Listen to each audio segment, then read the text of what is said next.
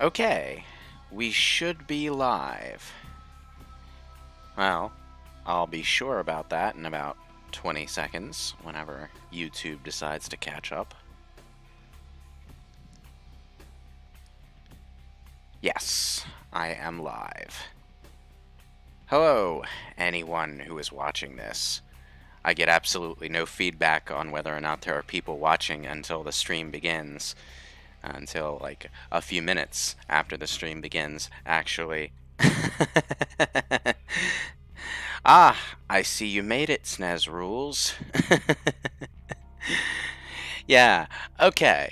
So, I'm sorry about putting this off for the last couple of days, but I was tired and there was another stream of a Castlevania game over on John's Twitch page, I think, 2 days ago, and then yesterday I just was dealing with this really bad sudden onset headache that had me down and out for hours.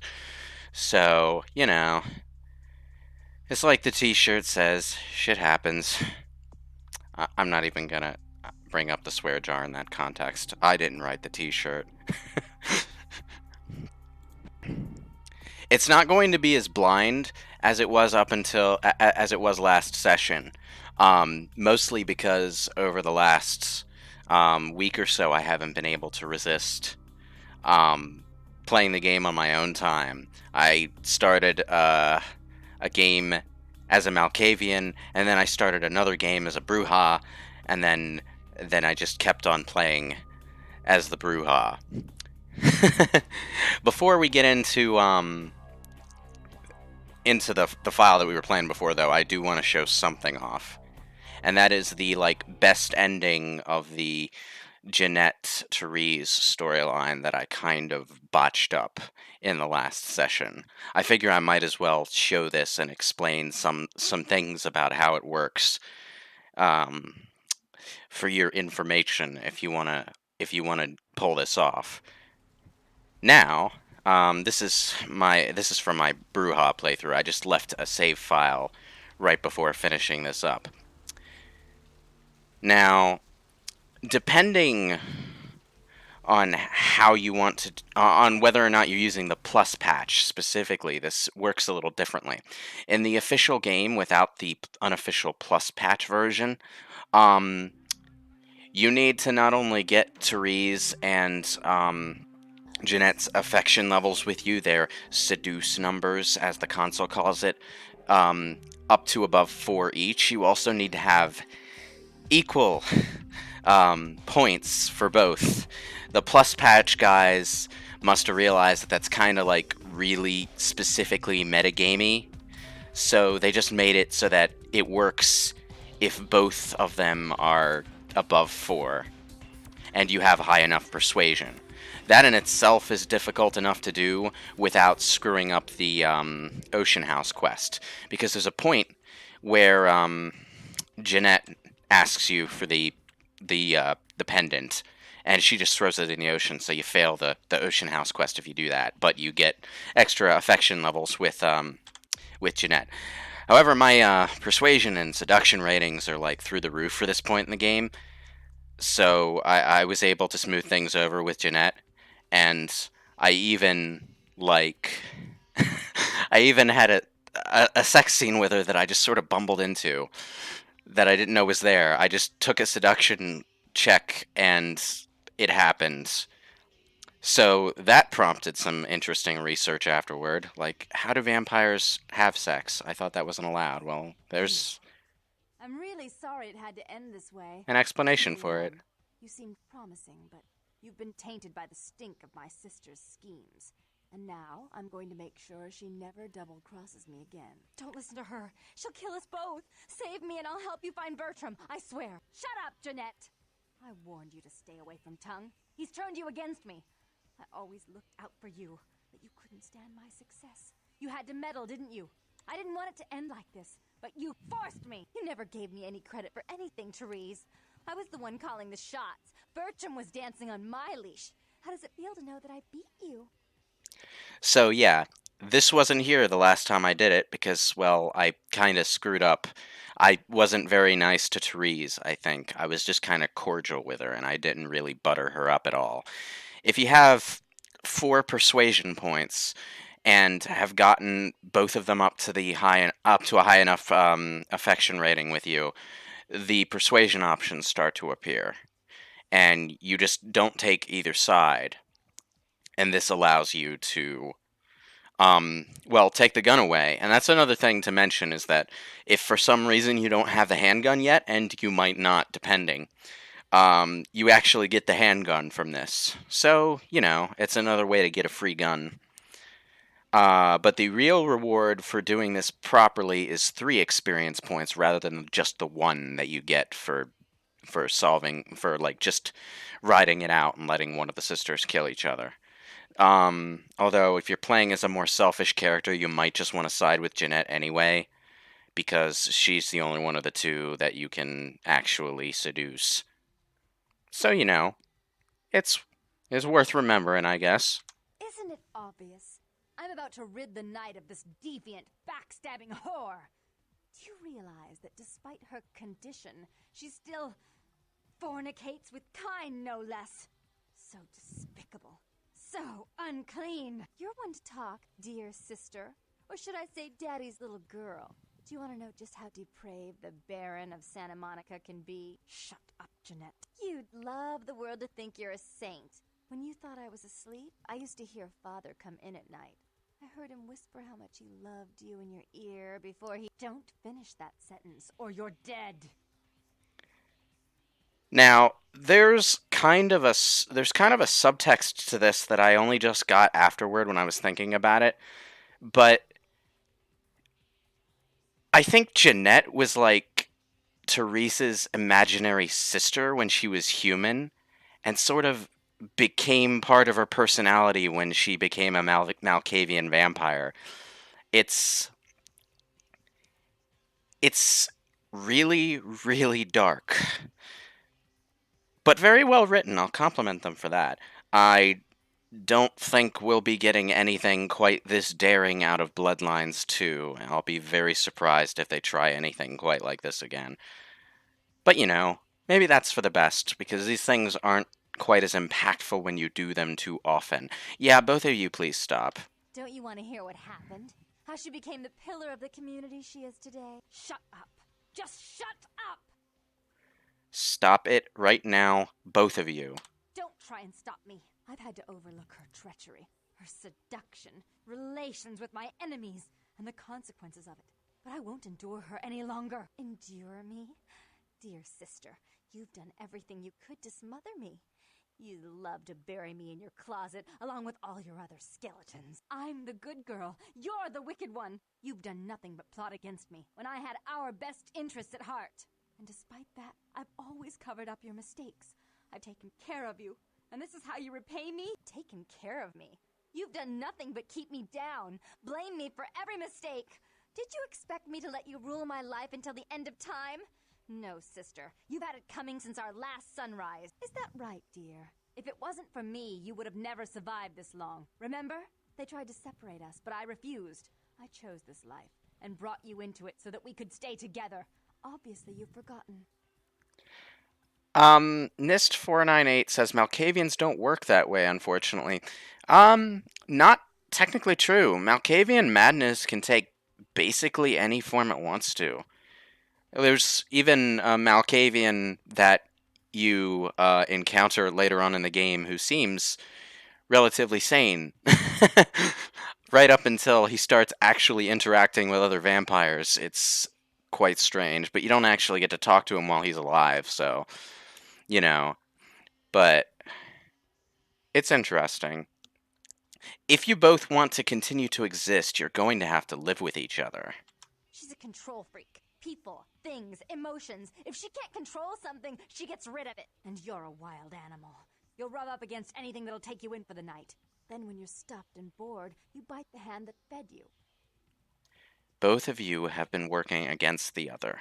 Together, you'd be a power. I don't think that's possible. How could I ever think to trust her again? Trust me? Who could trust you after what happened with Father Dearest? Father loved me. I was a good girl. I always did what I was told. You always hated that he loved me. You disobeyed him. You brought men home when he wasn't there. You were an awful daughter to him. That's all in the past. Forget about it. Father came home drunk one day and mistook me for Therese. Because I'd fallen asleep in her bed. Don't listen to her. She's lying. Therese walked in while he was there, and she saw me lying with him, and so she went to the closet and pulled out his hunting shotgun, loaded it with deer shot, and blew his mind out all over the silly clown wallpaper. That's a lie. Father killed himself because of Jeanette. She made him miserable. As I recall, he died with a smile on his face. Yeah, that part of their story is obviously kind of muddled and semi-fictional because, like, when they were human, there was only one of them, right? So I have tried to think about what the real course of events there was, and I've come up with like 6 or 7 different versions, and wow, I'm suddenly like really getting why this character looks like Harley Quinn. uh, no matter what happened, you two need each other to move on. Why? How will this time be any different? Okay. Now, if I remember correctly, the answer here is 3. Think how powerful you could both be if you worked together. Therese doesn't like to share. Jeanette's irresponsible. She's undependable. A venture like mine requires class and distinction, which is something a pigtailed, face-painting harlot does not lend very well. You do have a way with words, sister. You're right. I'm not in the same class, am I? I mean, murderers are so respectful these days. All right. Therese, let Jeanette have more responsibility. More responsibility? So that she can ruin every opportunity I give her? Of course. You're the only one who can secure zoning permits and shake hands. I'd never be able to keep up. Jeanette, stop sabotaging your sister's plans. But I only do it for attention and out of love. You do it because you're vindictive and jealous, and you deserve it. If you call a truce and run this place equally, there's no need to kill each other. This is actually a thing about a lot of the persuasion options in this game. You can get the persuasion option, but still fail to persuade someone to see your side if you pick the wrong dialogue options after the persuading option. So it's not like Mass Effect or a lot of other games where just getting the persuasion option means you get a get out of jail free card. You have to do the right thing after you take the persuasion check. I've actually failed a couple of persuasions in my Bruja run because the dialogue choices afterward threw me for a loop. Samantha in Hollywood actually gave me some real trouble. I had to try that like 3 or 4 times to avoid a Masquerade violation. If you call a truce and run this place equally, there's no need to kill each other. If she would stop treating me like a child, if she would start behaving like a rational adult. You both must have gotten along at one time. Yes, there was a time. When I was a child, I didn't have many friends. I suppose Jeanette was the only one. We never did get to go out of the house much. Father wouldn't allow us. He said we'd get hurt, so we stayed inside and we imagined our own worlds. And we spent so much time there together, ruling over those places. Those were happier times, before we grew apart. You don't really want to kill each other, do you? I never did. No, I guess I don't. Jeanette, if I were to offer you equal control in Santa Monica, would you quit consorting with Tongue? I'll stop working against you with him. But since I've got him in my pocket already, there's no reason for me not to pay him a little visit once in a while, when he can be of use. That's not a bad plan. There's just one more thing. I want to be in charge of Santa Monica, but only publicly. I want you to continue to convince others that our relations are strained. That way, we know who our enemies are. I agree. Give me the gun, Therese. Take it. I'd hate to look at it again and think of what almost transpired. I suppose now that Jeanette and I have settled our differences, I'll call off the feud with Tongue. Bertram's hiding in an empty oil tank at the old gas station. I'll tell him to expect a visitor, and I'll ask him to be extra nice. That humanity gain, by the way, that you get for getting the two sisters to accept each other, it's I knew that was gonna. I knew that was going to happen because I looked up a guide for this for my Brewhell run. So, since you gain humanity anyway, if you're going to do this on purpose, you might as well steal the cash box at the museum. I did. You lose humanity for that. Goodbye, you pair of lunatics. Please give Santa Monica's regards to the prince, and keep your tongue tied about what happened tonight, or we'll have to kill you. And you get booted straight out of the club if you do this, interestingly enough. I don't think that happened when I sided with Therese or Jeanette last session, did it? Taroya Hollis asks, "Is there a book based on the game?" Well, there's a game based on a tabletop RPG that has some novels attached to it. There is actually an 11 novel series with each novel focusing on vampires from a particular clan. Not all of the clans in those novels are ones that you'll play as in this game, because there's actually quite a few clans in the tabletop game that aren't included in Bloodlines 1.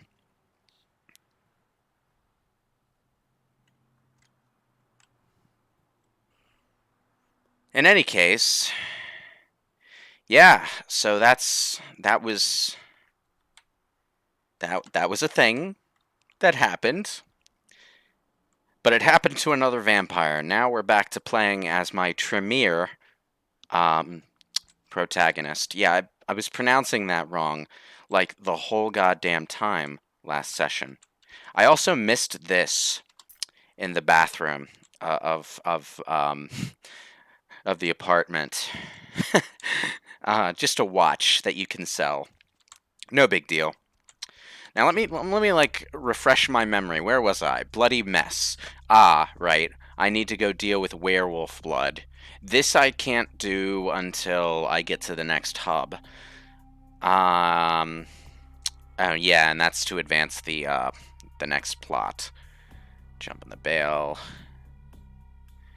Bounty for the hunter. Right. Okay. I know where I'm headed next.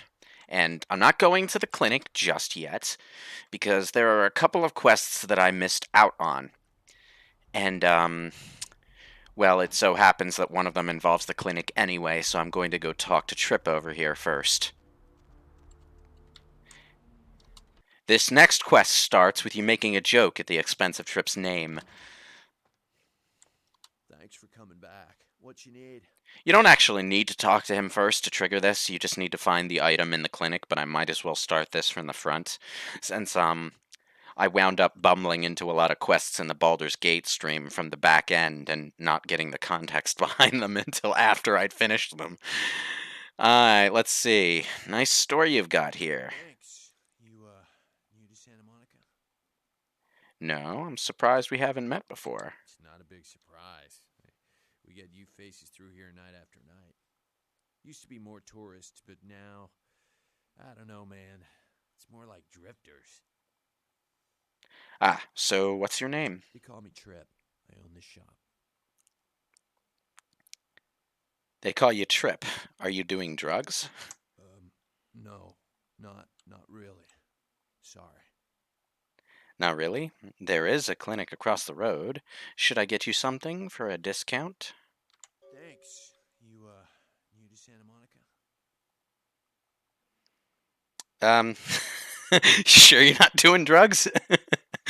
we just looped around to the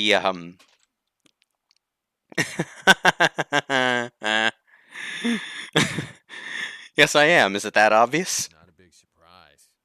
We get you faces through. Okay, yeah. Okay, I will talk to you later. Anyway, this quest just involves picking a lock inside the clinic. And it's like very, very close to where you get the werewolf blood from, so I'm going to do these both at the same time. Now, let's see. It's been a while since I played as a Tremere, so what are my There's the brain wipe command, Auspix. Well, Auspix is good for stealth because it lets you know where people are. But, right. Alright, so...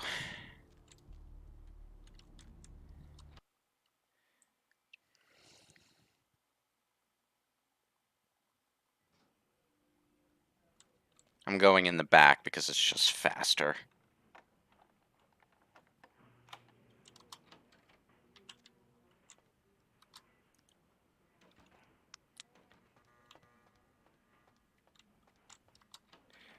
I've done this before, so I'm just gonna go through the motions. And it's a good thing, because I forgot this was here. Computers for Grandma. This is a skill book. And they put it right next to this computer so that if you were doing the morphine quest at the beginning to get painkillers for Mercurio, you'd have, a way to get into the computer by boosting your computer skill. This item is beneath your abilities. You would gain nothing from it. So this is actually obsolete right now because my computer skill is already 2. So I can't actually get anything from that skill book, but there it was. I wish I had noticed that it was there when I came in here before.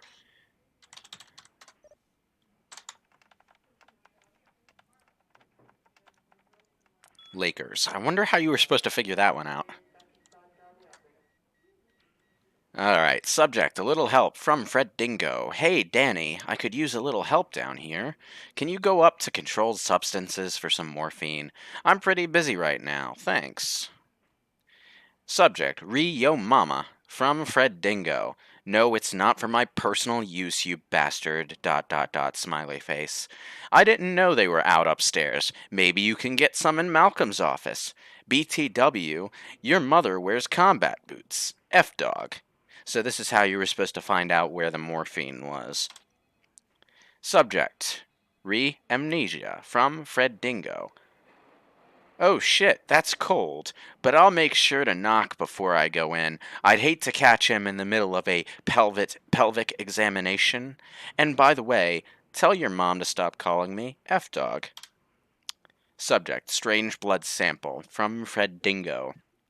Hey Danny, we received an interesting blood sample from someone over at the Sun. I guess some freak told them it was werewolf blood. Can you believe that shit? Anyway, they're paying us to run the numbers, so could you do it on your next shift? Many thanks. Subject, blood test, from Fred Dingo. How the hell am I supposed to know what you're testing for? Get creative, ... smiley face. It's really not a big deal, but just see if there's anything strange about it. F-dog. Subject, where is it? From Fred Dingo. Oh yeah, sorry. The sample is in the electronic cabinet in controlled substances. BTW, are you down for some hoops this weekend? F-dog. Subject, you're on thin ice, from Fred Dingo. Jesus, do you know anything? I had Phil change the password a few hours ago. The new password is the name of Malcolm's dirty little secret. Oops, did I say that? You'd better delete this thing when you're done reading it. See you at the park on Saturday morning. F-dog. So, yeah. We need to go up to controlled substances to get the werewolf blood. Unfortunately, there's a bit of a complication in the form of a security guard and a camera system that you have to negotiate in order to get what you need out of there. But this is Malcolm's office. Let's see what his dirty little secret is. This is actually an amusing little side story to me. You can find this password out elsewhere, and you can also find the key to Malcolm's office. Like, if your lockpicking skill is just that terrible, you actually do need to go through a significant runaround to get the morphine out of this office. It's, yeah. You can make things a lot harder on yourself by just not having lockpicking early on. Subject, tonight, from P. Bennis at smmcmail.vtm. I like how all the emails, all the email addresses are .vtm. Vampire the Masquerade. Do you get it? It's the title of the game. Malcolm, are you free tonight? I thought you could swing by my apartment after your shift. You do still make house calls, don't you, Doctor? I have something that needs to be checked out. Ree thinks she's suspicious. Blah, blah, blah, blah. Do I really have to ask twice? We don't have to do anything if you don't want, but I really do need some help studying for my anatomy test. Please? Guess I'll see you around 5. I'm really glad you finally decided to come over, and if you should want me to show my appreciation, you just have to ask. And then immediately after that, it's a message from Malcolm's wife, asking him to pick up some stuff on the way home. So his dirty little secret is Paige, Paige, and that's the password for one of the computers upstairs. I don't necessarily know if I'll need the password, but, wait, I've already been in there. Hi, Malcolm.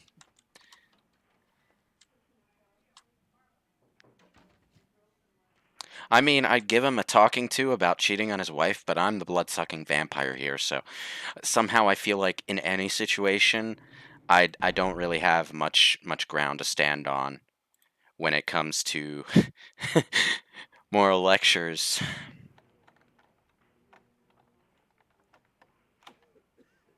Hey. Now, where is that security guard? And more importantly, which way is he patrolling this time? Yep, I've come up here several times. Sometimes he's walking clockwise, sometimes he's going counterclockwise. I think he alternates between the two, actually, which is a little annoying.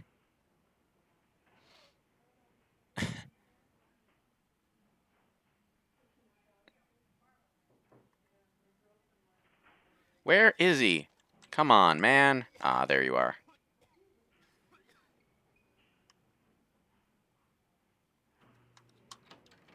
I just want to know where he is. And if he's going that way, then I've got plenty of time to pick this lock. Ah, damn it.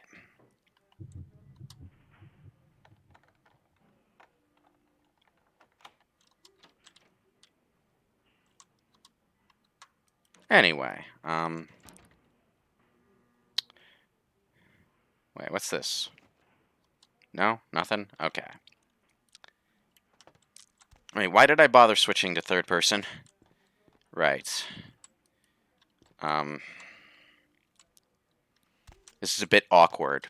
You have to actually be crouching before you start climbing, but... Oh, for fuck's sake.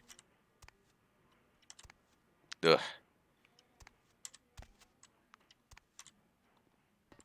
Yeah.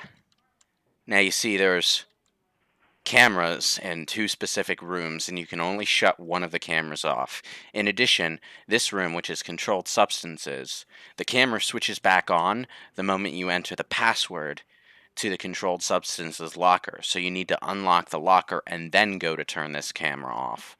So it's a bit complicated. Oh yeah, and I think from here you can just drop down to the first floor.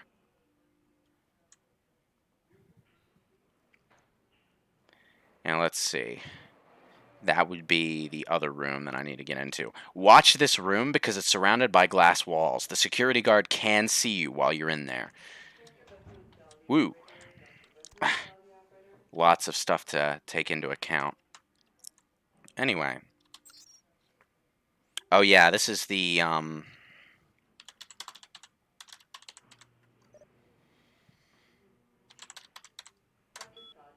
boom.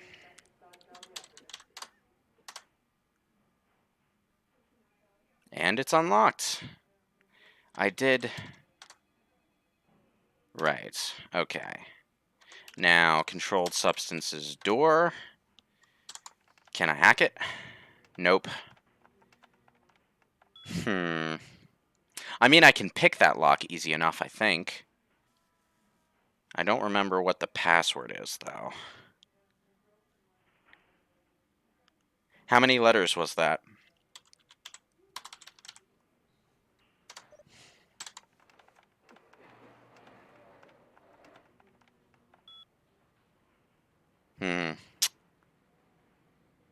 Okay. I think I know another way to get this, though. I'm going to, very quickly save my game.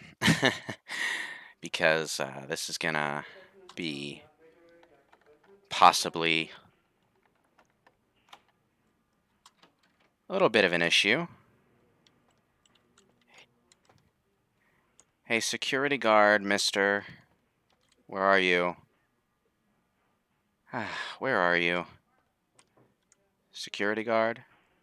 There you are. Give me your keys and leave me the hell alone, thank you. Thank you. Thanks again. Now, this guy won't bother you after you do that, unless he sees you picking the lock in there, so, watch out. Anyway. But once you've, like, convinced him that you should be there, whether by seduction or domination or whatever option your clan might have, he just doesn't react to you being there at all, ever again, unless you commit a crime within visibility of him. So, can I get in here? Oh yeah, this one's optometry. That's easy to remember because optometry for the security cameras. You get it? Camera 1. Yes. Controlled substances. Let's go get some werewolf blood.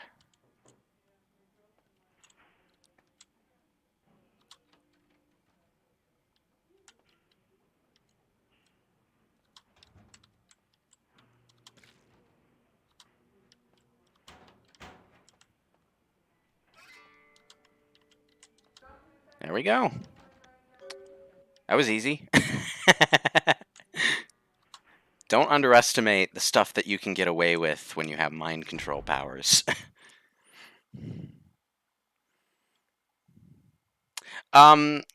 Sometimes the shadows in this game are weird. You can sort of see people walking around outside of whatever room you're in.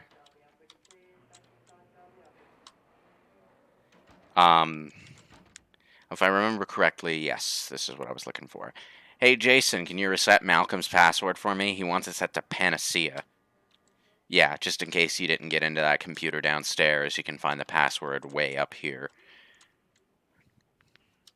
I feel like that's only going to matter if you're, like, playing a Nosferatu.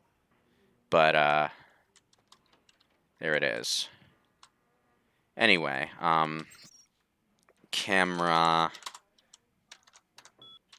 2. There we go. Prescription storage is disabled. Yeah, I've gotten into the habit of quick saving like every 20 seconds in this game.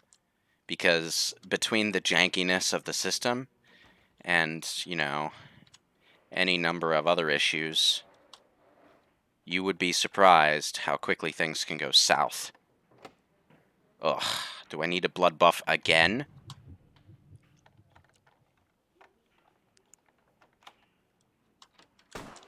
Oh, damn it. He saw me. He walked around there fast. Jeez.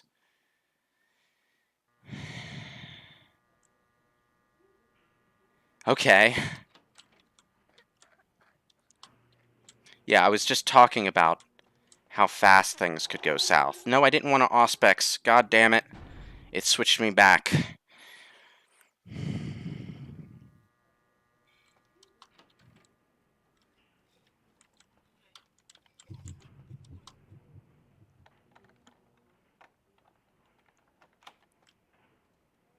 Now.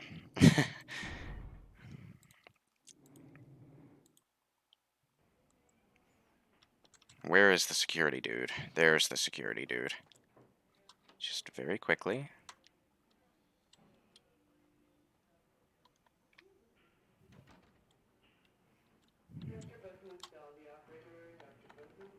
Ah, damn it.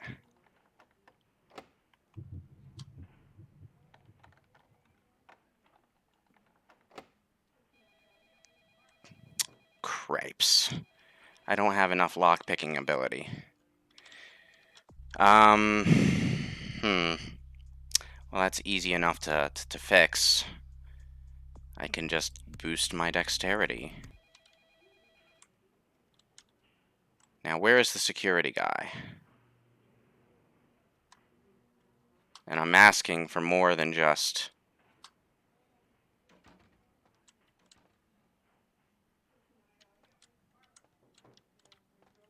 Hey, buddy.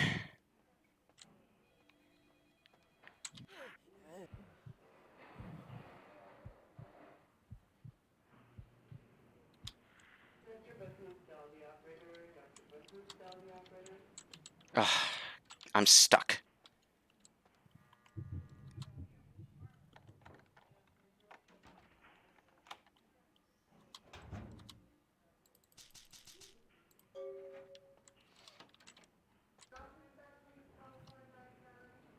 Sleeping on the job.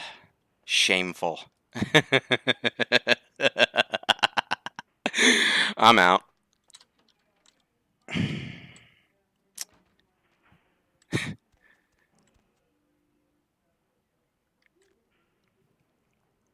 Yeah, you really should get the unofficial patch. If you don't want to deal with, like, unofficial content, don't worry.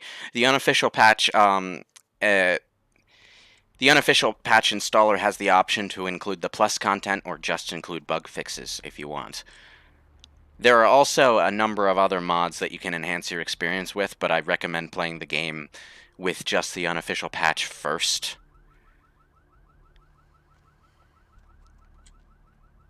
Hey there, buddy.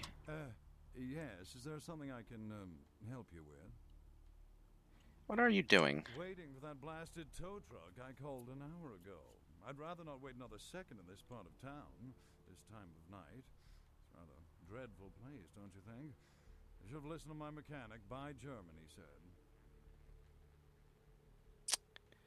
Meet me in the alley. I've suddenly got the urge to walk down that dark and foreboding alley over there. Care to join me? I'll meet you there. Ah. You don't have to worry about this guy as long as you're far enough away.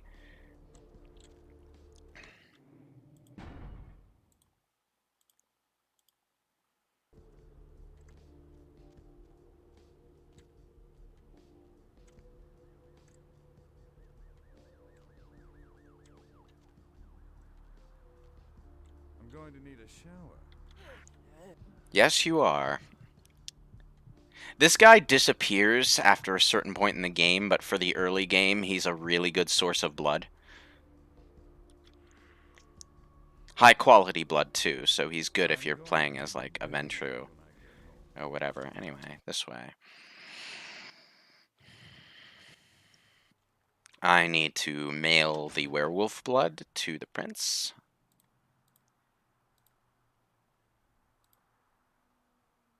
Wait, where did the werewolf blood go? Oh, here it is. For a second, I thought maybe I'd forgotten to take it with me. That would have been embarrassing.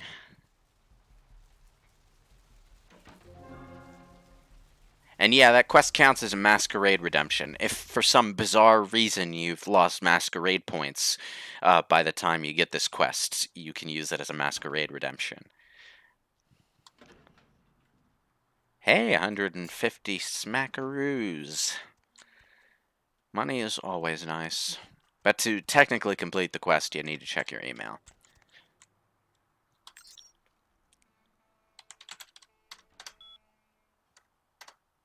I wonder how many people use the hacking ability to get into their own computer the first time they played.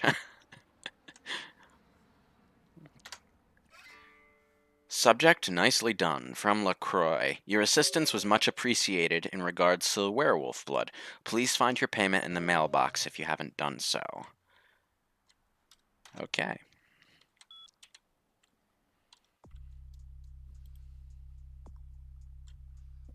And well, let's go get Trip his drug fix. What drug did we actually get for him, by the way? Vivitrazak. Take one before relations. Allow 6 to 8 hours for swelling to subside. Well, that wasn't what I had in mind.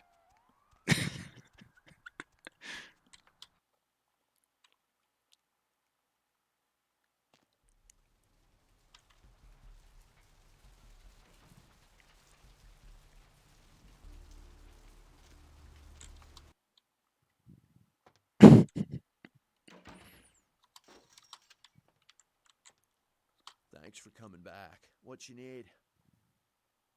I got you something from the clinic. Really? Well, let me see what you got. I know it's not what you wanted, but you'll have a hard time with that. Now for my discount. 1, 2. Ah, damn it. 1, 2, 3, 4. Oh, whatever, dude. All the pills are there. No need to count. Anyway, what you got for doing that was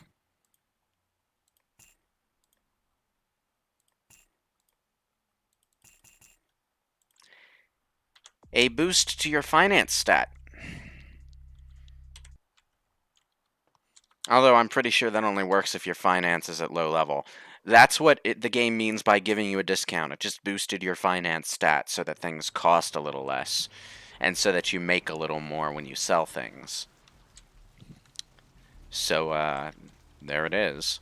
I don't know. I somehow get the sense that that wasn't what they originally intended for that quest. Like, maybe they were going to program in a store-specific discount and then change their mind. But, yeah, you get a free level up to your finances. Not bad. Anyway, another quest I missed, and I do want to do this one because it'll give me the opportunity to get a pretty cool melee weapon, is up here. Ugh. Did I just have to tightrope walk across the frickin' arm guard just to get past this guy? Ugh. This engine, I tell you, man. So much jank. Anyway, hi, Nox. Hey, girl. What's going on? Yeah, not much. Just waiting around for my master. The master you couldn't talk about? Okay. I guess I can tell you about it. Oh, man, his name's Bertram Tongue. He's a Nosferatu.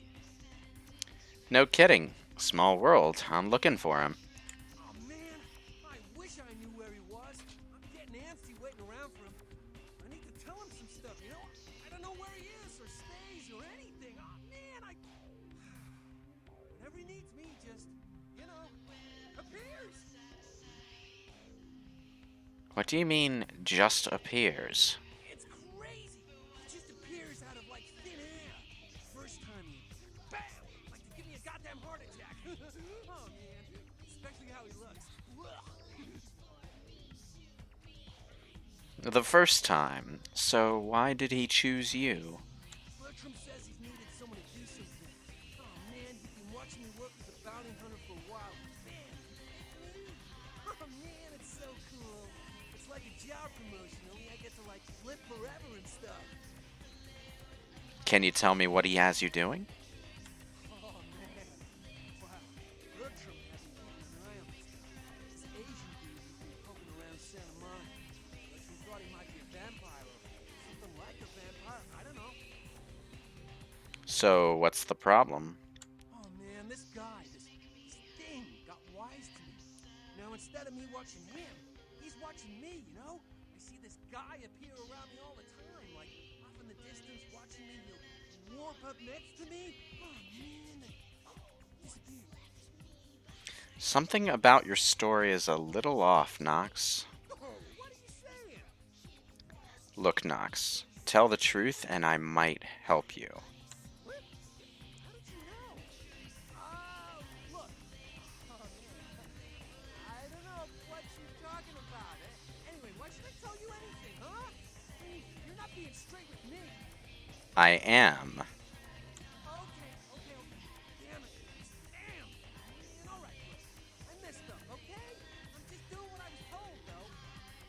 Continue. Bertram knew you were coming. He knew you'd come by here. He planted me and told me what to say about the Asian thing, but it's true. I swear. And everything else is true, too. This Asian guy needs to be taken out. You can't do it. Bertram needs you to. He could have just asked me. He can't stick his neck out like that. He doesn't deal directly. His way, I guess. So can you do? Fine. I'll take care of it. Hell yeah! Right on! Okay, like I said, he's some kind of Asian vampire thing, you know? The only clue I got is this driver's license that he dropped once while I was tailing him.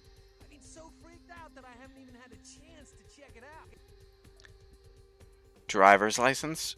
Shouldn't that tell you who he is? No, the picture on the license isn't him. I don't know why he had it, but, well, it might help you find out where he is and what he's doing. Here, take it. Alright, I'll take care of it. Right on! Just come back and let me know the job's done so I can stop freaking out. Maybe I'll see Bertram by then. Alright, see ya. Okay, so it turns out the weird frickin' like freaked out ghoul guy that we talked to outside the clinic is the personal ghoul of the very same Nosferatu we've been looking for this entire time. Small world. Go figure, right? Now, wait, if I remember correctly, Virgil Crumb. Right, I'm supposed to look this guy up on the crime computer.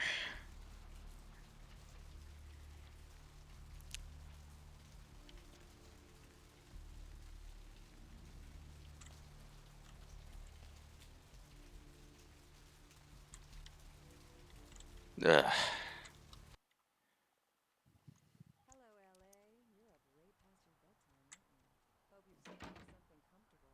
It's actually not very convenient at all, Celeste. You can't actually use Nox to get to Bertram, I don't think. You have to do the Therese Jeanette thing. Now let's see. Virgil Crumb. A to F. Yeah. Crumb V. Virgil Crumb, bond written 03/25/02. 2 years before this game. 2 counts public disturbance, drunk, and nudity. Case number 766141. Bond amount $5,000. Type of bond cash, paid in full. Notes local. Void. Subject's corpse identified. Being held at medical clinic morgue. Authorities notifying next of kin. So now we need to go back to the goddamn clinic.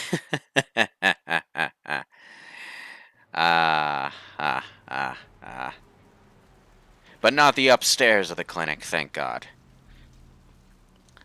This is actually pretty easy because I don't think there's like any chance of you getting caught if you're sneaking around the morgue, unless you bumble straight into the room where Vandal is.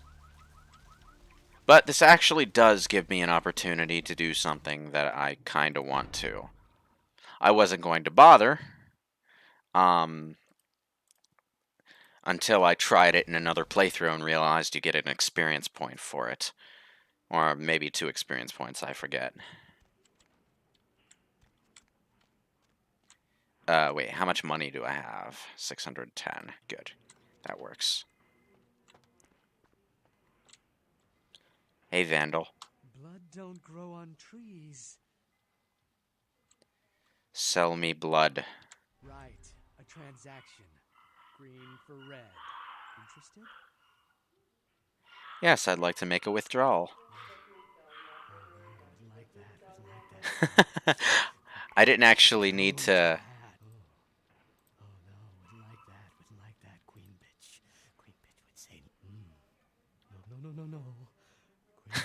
I didn't actually need to pay him. I had to pay him as a Brujah because the Brujah doesn't really have much in the way of domination powers. But, yeah, anyway. Wait, which way was I supposed to go for this? This way, I think. Ah, right, the laundry room. Through the hole in the wall. And this brings you out in front of the morgue.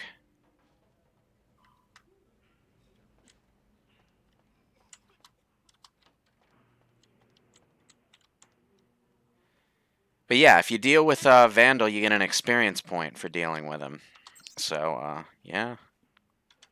I mean, you can pick up a side quest from him as well, but doing that side quest loses you humanity, so bleh. I'm not going to do it. I might have done it if I hadn't already done the gimbal quest, but that's basically the only kind of okay way you have to handle it. You can send him a serial killer. I think that's plus patch exclusive. I think the plus patch added the option to send certain other characters over to Vandal so that he can turn them into his blood farm. Okay. Cowbell. Okay. I think that's from a movie that I haven't watched, that I've seen in about 1 billion YouTube videos making a joke about it. Crumb V, Locker 3A, 10/1904. Subject died from heart failure. Personal items in storage B.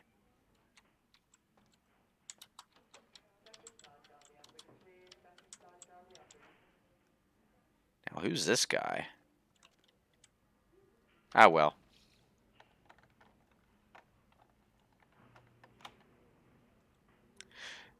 Do we want humanity? Yes, you want humanity, because if you don't have humanity, you lose control of your character.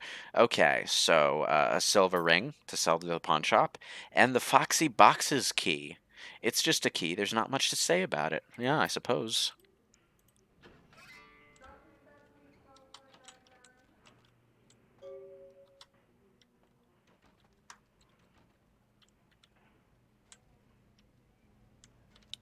Alright, oh, god damn it. This engine, I swear, it really does not like, it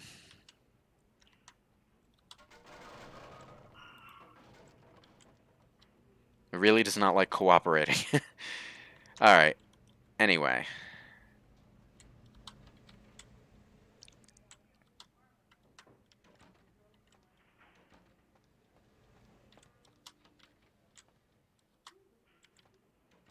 I really don't know why, but this lock is like way harder to get through than that lock over there, even though both of these doors lead to the same place.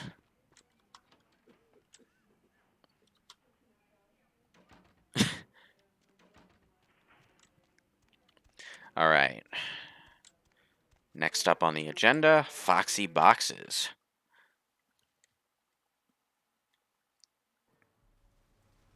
Any of you watched Little Karibo's playthrough? Well, incomplete playthrough. Merrick plays Bloodlines. That was fun. I wish he'd finished it and just played through the entire game like that. Now, if I remember correctly, Foxy Boxes is this way? No, this way. This way. I've got my directions backwards. You don't have to worry about getting lost in the hubs much. Like, the biggest one, I think, is downtown, and even that one's not all that big. Like, maybe about as wide as Yakuza's Kamurocho district, and not halfway as long. Narrower, I should say. Less of a square, more of a rectangle.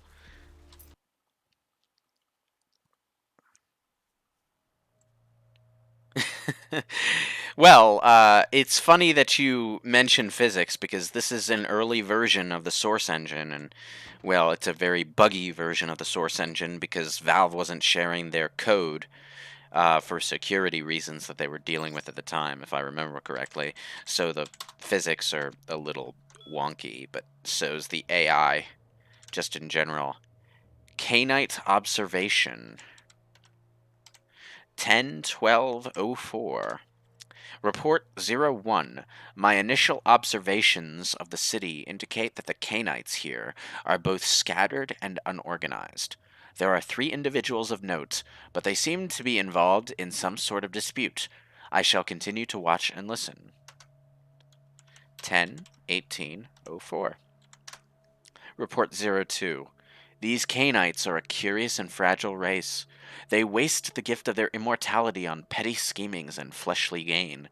We will have little problem making this city our own.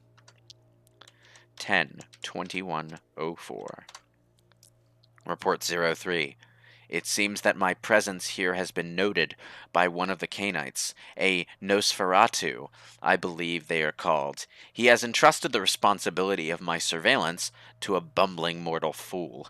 I have begun to follow this so-called spy, a small, amusing respite from my usual duties. 10-23-04.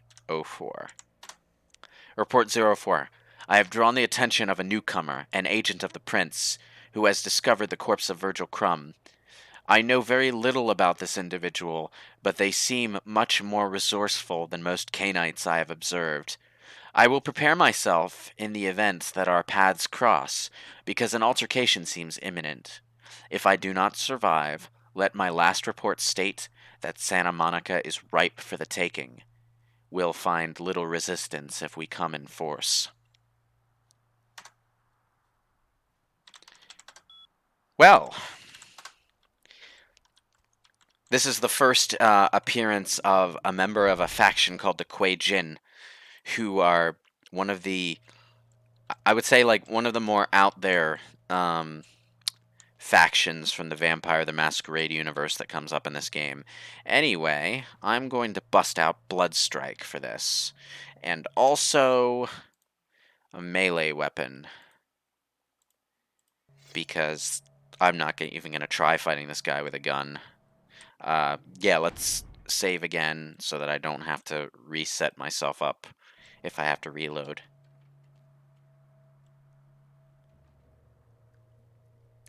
Nice of you to come out and announce yourself instead of sneak attacking me, you frickin' idiot.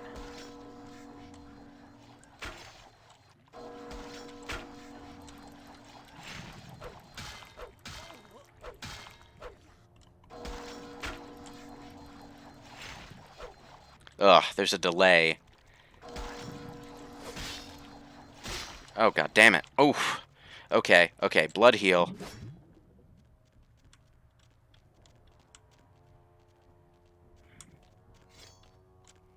Where did he go? There he is. Okay. Blood heal again. Back to Bloodstrike. Where is he? Where is he? Where is he? There he is.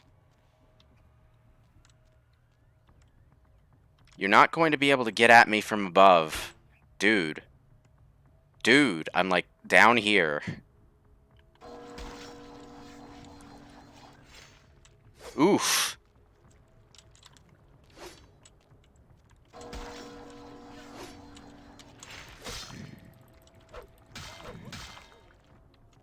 Blood heal, blood heal, blood heal. Okay.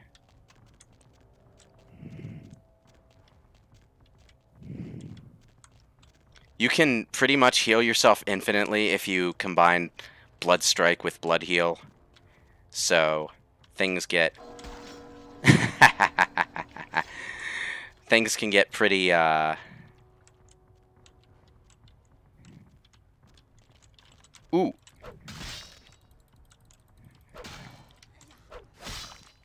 Oh, Blood Heal, thank you. I'm actually gonna...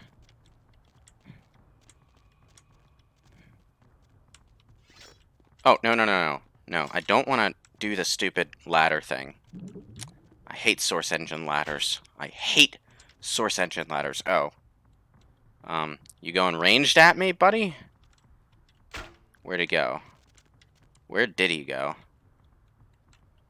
Oh, hi.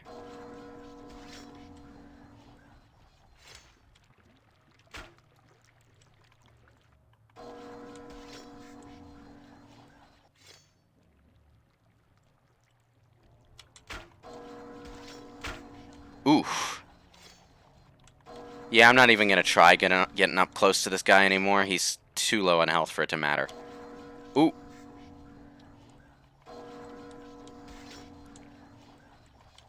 Oh. Hey, buddy. Dead. And your reward for doing that is a katana. Ninja vampire. Woo. I've only come across 2 of these in the game so far, keeping in mind that I haven't actually been through Chinatown yet. So, anyway, if you really want to get fancy, you can climb up on here and jump around on top of the boxes and all that. But like, I feel like that would only be feasible if this game had gamepad support, because wow, WASD platforming, not fun.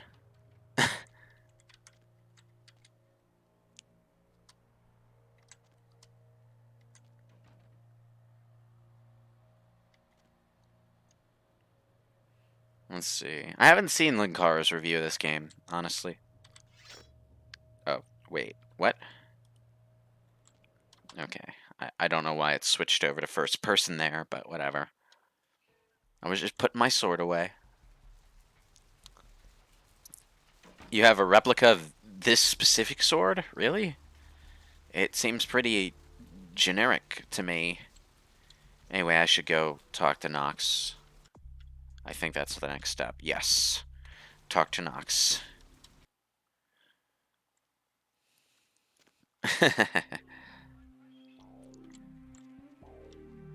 Well, we'll be seeing more of the Kuei-jin later, I think. They're one of the factions I think you can side with for the different endings, although I don't recommend doing it. Yo, you do that thing yet?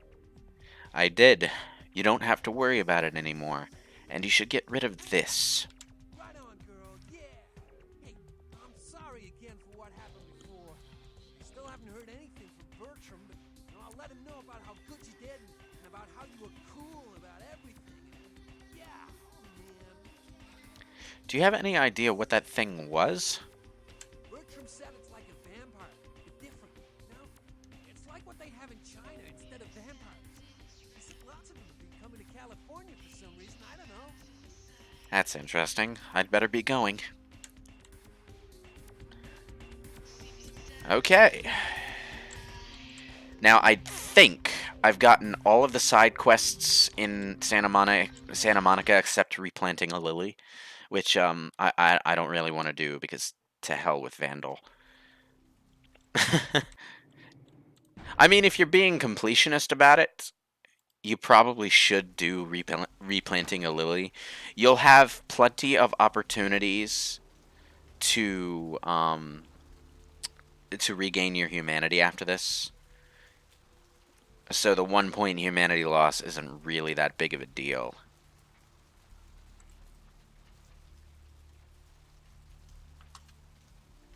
But hey, Bertram. I don't know why you couldn't just open the gate and walk in here before dealing with Therese and Jeanette, but, you know. Look who finally made it. Thought you'd never find me, did you, sweetheart? You knew I was looking for you? I've gotten good at knowing when I'm wanted. Oh, so you're who I'm waiting on. Someone must have faith in you, Cupcake. That, or they want you out of the picture. Interesting choice either way. You must be Bertram Tongue. The one and only. But don't bother with the introductions, fledgling. I know who you are. You do? News travels down the kindred grapevine like wildfire. And that courtroom spat between LaCroix and Nines Rodriguez is a juicy little morsel. And you in the middle. How interesting. That's great. So you know I survived. Oh, you did you? Well, I wasn't worried. So why did you need to find me? What did you need? I need to get to that warehouse for Mercurio. You know Mercurio? Oh, never mind. The warehouse, though. I've been watching the place. The Sabbat has a bunch of low-life humans working day and night to move stuff through there. There's some major staging going on. The Sabbat. The Sabbat. Jeez, you are green.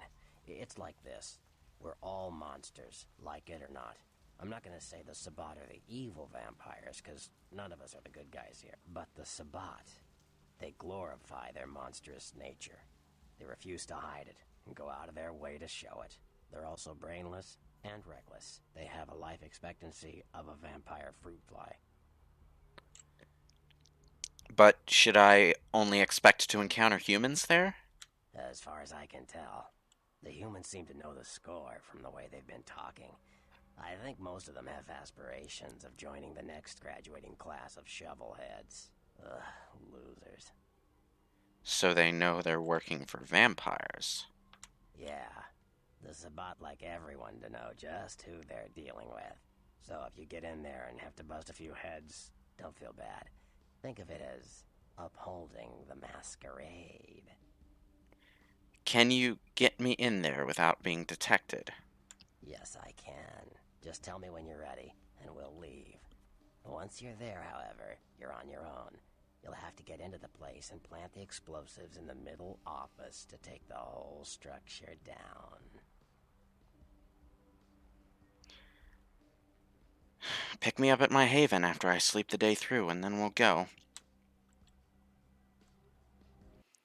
Alright, so this next quest is pretty much a stealth mission, although you can just barrel your way through and kill everything if you want.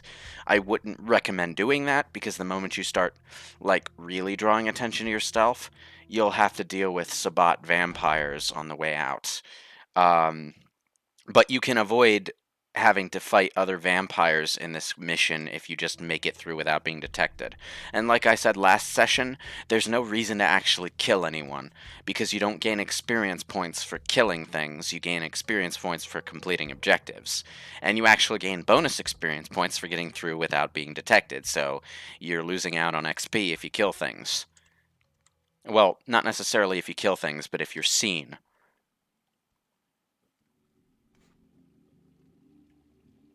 But you know...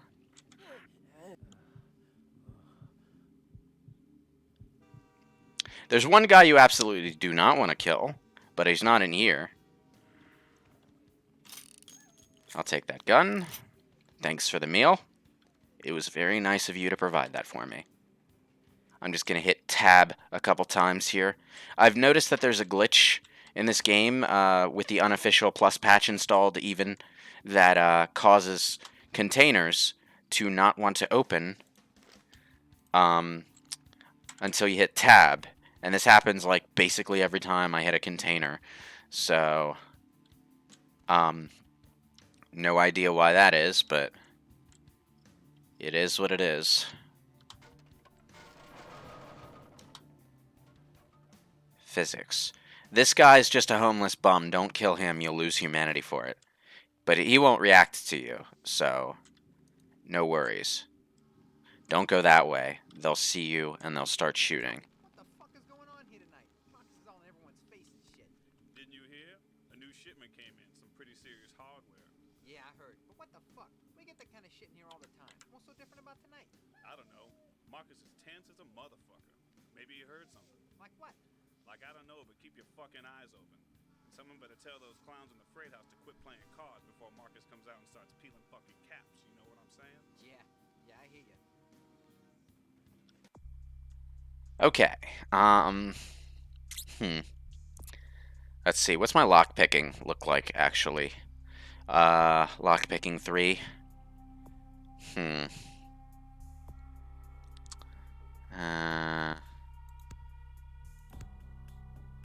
I'll boost my lockpicking.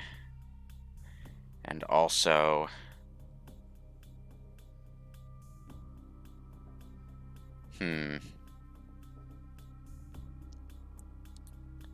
Yeah, I'll take a point in Brawl. Why not?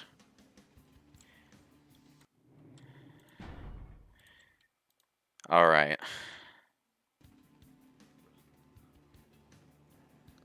This is gonna be rough.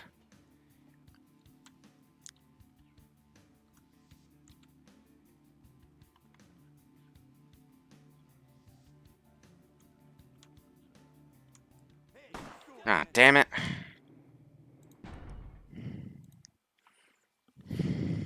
Ah, I forgot this was a single target ability.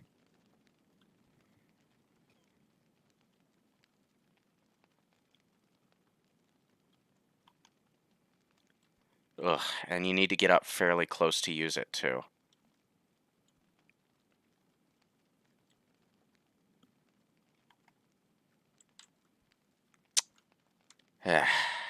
Okay.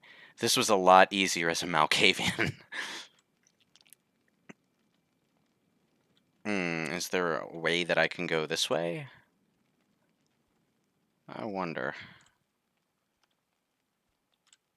Nope.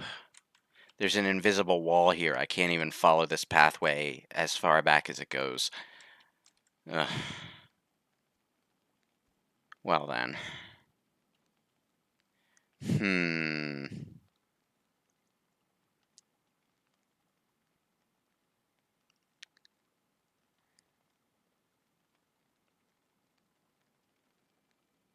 Oh yeah, there is a case where someone dies by being scared shitless of the Nosferatu, but there's a story reason for it happening.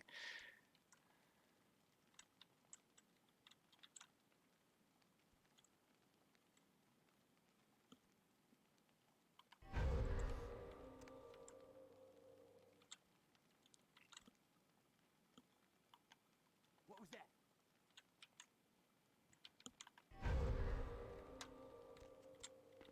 Get past, get past, get past, get past.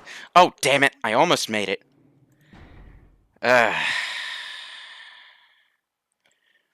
If I'd been a little quicker. Okay, let's try this.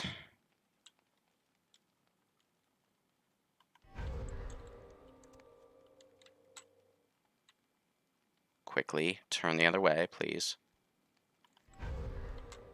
Run, run, run, run, sneak. Whew. Okay, made it.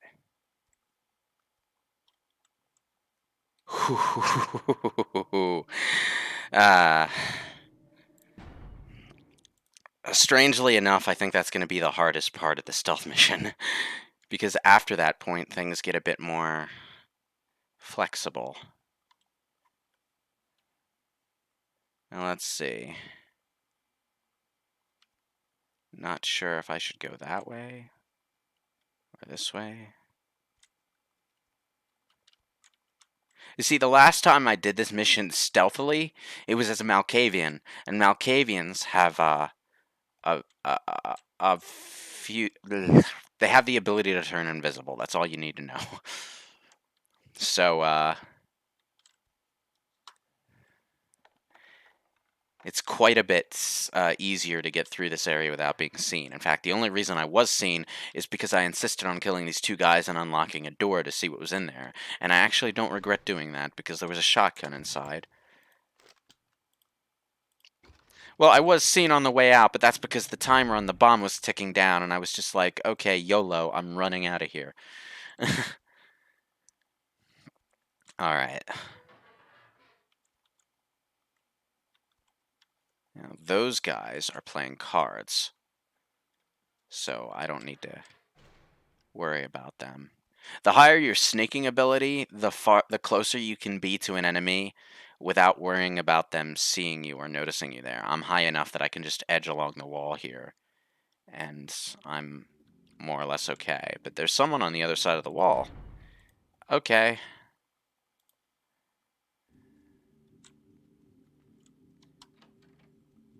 Trying to remember.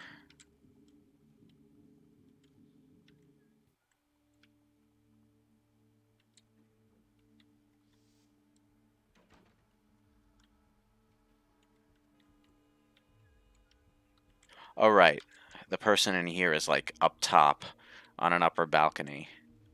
So.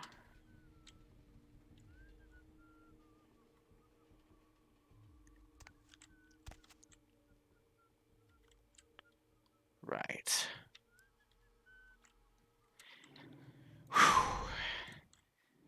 Stealth can be tense when you don't really trust in your stealth mechanics all that much. Ooh. Now you can go up there and deal with him and take the shotgun if you're being aggressive about it, but there's basically no way to do that without getting caught unless you have obfuscate, so...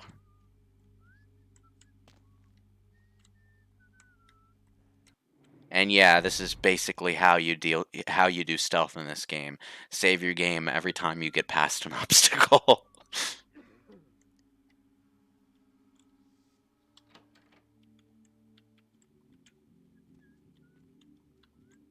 Now there's a guy going back and forth over there.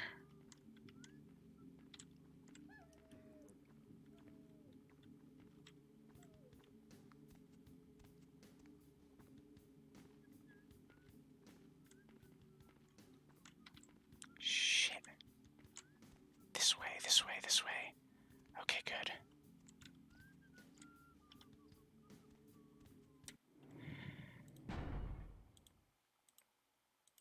Alright.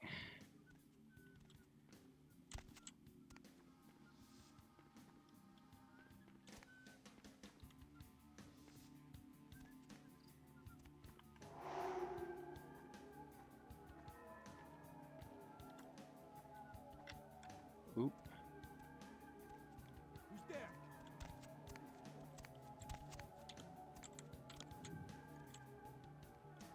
What was that? Okay, that wasn't what I wanted to do.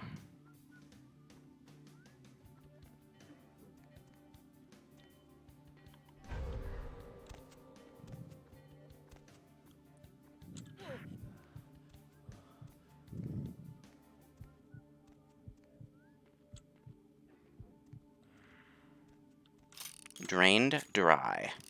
Okay, that didn't go half as smoothly as I thought it was going to go, but it worked, and I'm glad it did. I just barely got away with that. Yeah, I know you can throw stuff to distract them, but like, every time I feel like that would actually be useful in this goddamn game, I find myself lacking things to throw, so...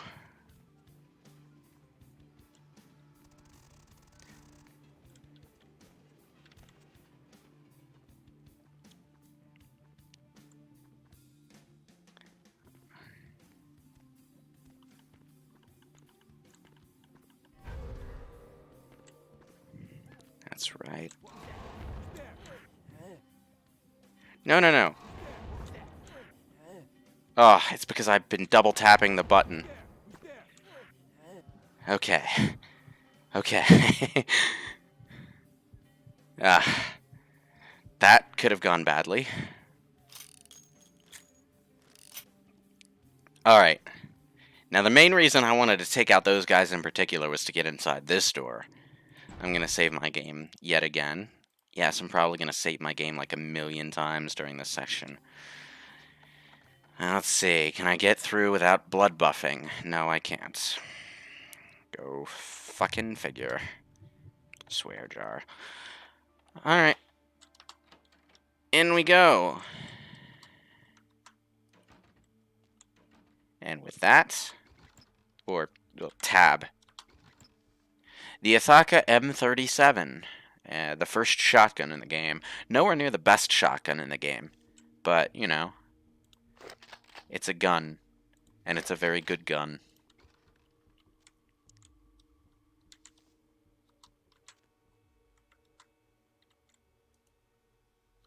No? Just coming at it from the wrong angle, am I? Great. And some ammo for the 38. Alright. Alright. We're doing good so far. Don't think there's any more people out here.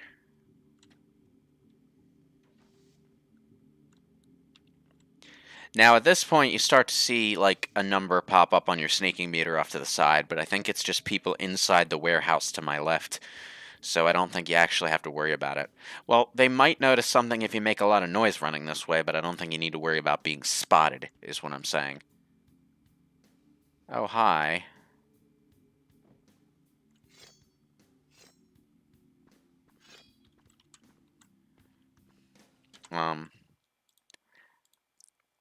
That isn't what I wanted to do.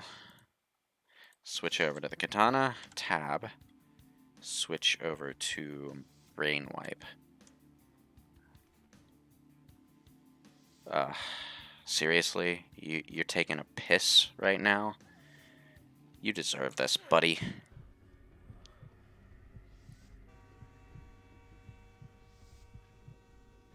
Don't ever try to leave don't ever try to leave a hostile target in a daze after feeding on them, because they won't. They'll be fully awake and aware, and they'll know that you're there. And they'll just start firing their gun immediately. Anyway.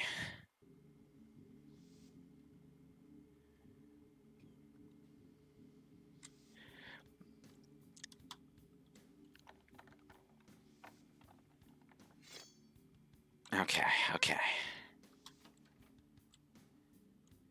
Wait, where's Auspix? Ugh, Auspix doesn't have a very good, radius yet, because I haven't leveled it up at all.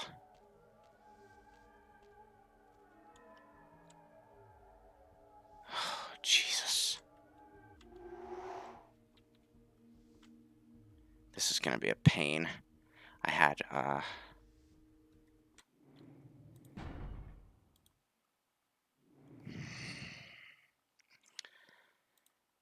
Okay, let's see.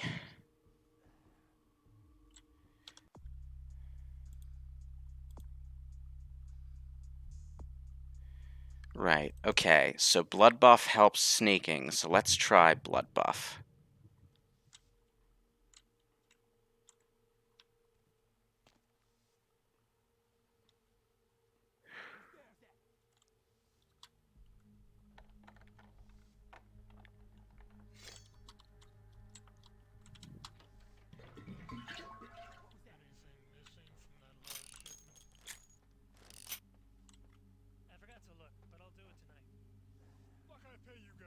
Okay.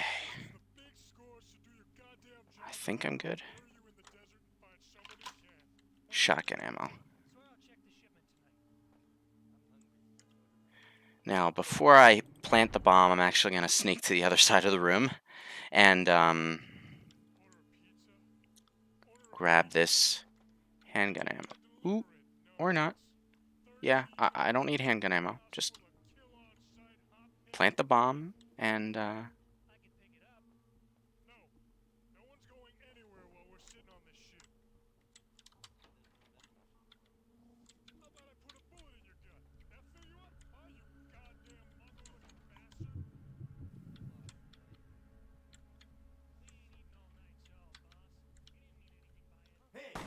or I could just run. Yeah, run. Running sounds good. Running is good.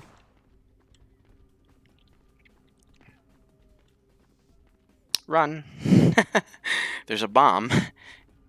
Timer's ticking down. Okay. We're doing good.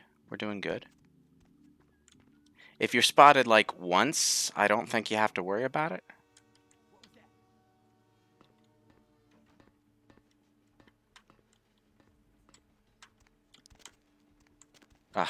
Don't.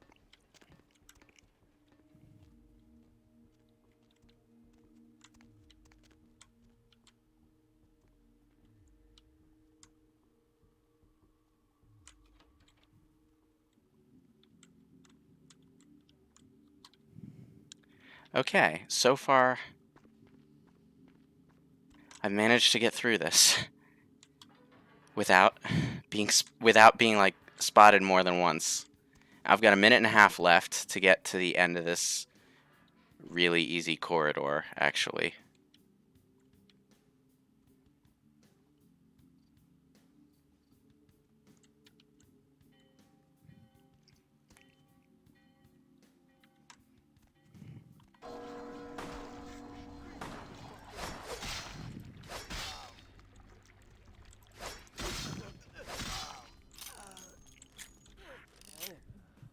Feed me. Feed me. Easy. Wait, what's that? Oh, that's a tire iron. Forget it. And we're home free.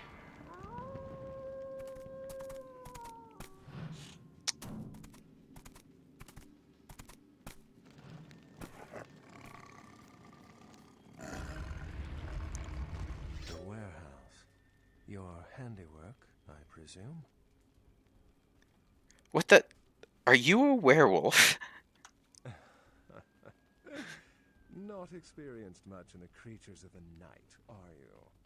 For future reference, you might keep in mind that werewolves aren't in the habit of introducing themselves. You're not going to kill me? I hadn't planned on it.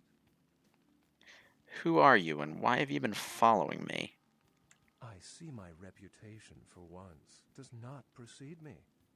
My name is Beckett. I haven't been following you per se. We've just coincidentally been at the same places at the same time, for different reasons. So sorry if I unnerved you. Tell me, have you by chance seen or felt anything strange since your embrace? Okay, so, like Smiling Jack, Beckett is kind of a recurring character in the Vampire the Masquerade universe. I guess you could call him the closest thing to an Elminster this universe has. But yeah. I think he's the protagonist in a few novels, maybe. I haven't really read more than a few chapters of the Toreador novel, so I'm not entirely sure. But I know you can find this guy and Smiling Jack both in like the rule books and all. So yeah. If you talk to this guy as a gangrel, you can teach him. You can ask him to teach you the wharf form. Oh, nice. Those aren't really sunglasses, Celeste. They're more like just tinted glasses, you know? Like, they function as regular glasses, but they have a tint to them. It's a thing. Like, if he were actually wearing sunglasses, there'd be kind of a Wesker effect where you could just barely see his vampire eyes, but he's kind of a hipster-looking dude, to be honest. But, you know, he has an excuse. He's, like, way older than any actual hipster who's ever lived. So, man, have I seen anything strange? Where do I start? I saw a ghost at a local hotel. A ghost? Quite ordinary. What? I generally pay wraiths no mind. All but a few are willing to give up their secrets. I met some kindred on the beach that didn't seem like kindred. Thin bloods. They're a fascination of mine. They are considered a weaker, more human-like kindred. Hence the name, Thin Blood. But they are sired same as any of us. I've heard a large concentration of them live in this city. They're one of the reasons I'm in Los Angeles. An interesting thing about Thin Bloods is that they actually can turn back into a human if they kill their sire, at least according to the 5th edition rulebook. I wonder if that's going to come up in Bloodlines too. Like, if you play as a Thin Blood, are you going to be able to, you know, turn yourself back into a human and end the game as a mortal? Which is a troubling situation in and of itself, because mortals aren't allowed to know about vampires, but, you know. I wonder how they'll play that. I'm not going to tell him that the Santa Monica Baron has a split personality. The game gives you multiple opportunities to tell people that, but I never take them because, you know, I like Jeanette and Therese. I don't want to give away their secret. Well, in this game, it's just Jeanette that I would be giving the secret, but, you know, other than that, I really haven't seen anything extraordinary.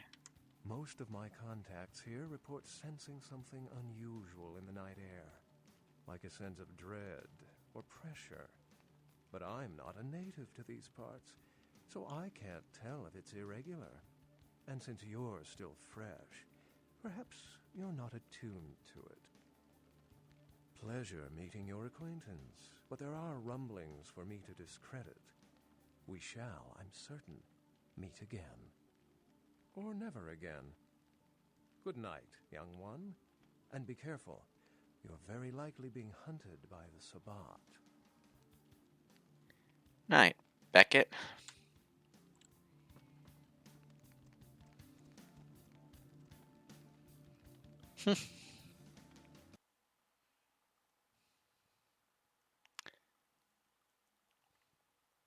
So, that was a thing.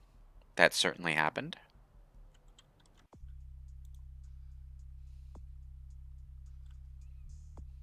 The warehouse mostly lies at the bottom of the Pacific, with a few pieces neatly lodged in a lawn in Pasadena. Tell Tongue about it. Roger that, boss. Hi, Tongue. Did you hear the explosion from here? It was glorious. Nice work, Cupcake.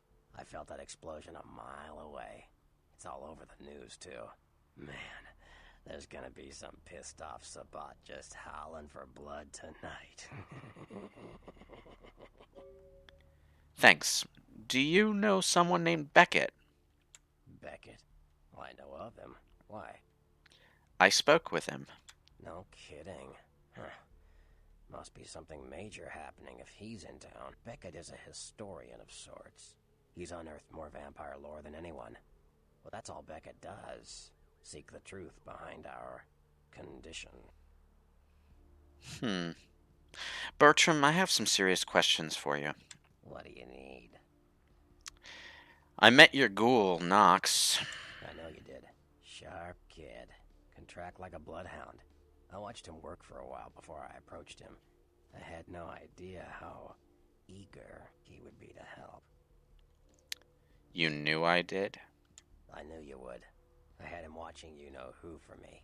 It was inevitable you'd pass through her joint. I told him to keep an eye out for you, gave him lines to feed you, the whole bit. Whatever. I saw right through Knox. Got him to tell me all about your plan. Oh, shit. I know all about the plan you and Knox had worked out for me. Goddamned Tremere. Blood-thieving mage assholes. Thank God your kind is going the way of the Beta Max. Don't worry. I did it anyway. Thanks, I guess. I wanted to ask about something else. Sure.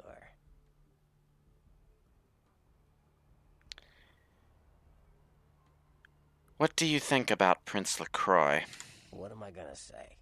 He's the boss now. Yeah? What about that guy who decapitated my sire? He's LaCroix's iron fist. No one knows the sheriff, really, except LaCroix. No one even knows the guy's name. There's lots of rumors about him, though. I heard LaCroix picked him up in Africa over 100 years ago. Obviously, they work well together. I wanted to ask about someone else. Sure. What about Nines Rodriguez? From what I hear, he's a likable sort, and that's a problem. Nines Rodriguez is the kind of guy you want on your side, and more kindred go anarch every day because of him. I see what you're saying. I want to ask you about the clans. Sure. Tell me about the Bruja. They're a bunch of malcontents. They get pumped up by rousing the rabble they keep around them. Like, that's hard. Nothing breeds faster than contempt. And that's what the Bruja are all about. Jealousy and contempt. Sure. The Gangrel. Well, they fancy themselves loners and drifters running around the countryside and barking at the moon. It's all just an act. Gangrel can walk upright. They just choose not to. This guy has something unflattering to say about almost every clan. It's pretty great. Sure. Tell me about the Malkavians. Malkavians are, interesting. There's something to them. Learning to sort the wisdom from the bullshit can be some work, and, not all of them are worth listening to, but, they're all good fun, if you ask me. Is Therese Vorman all good fun?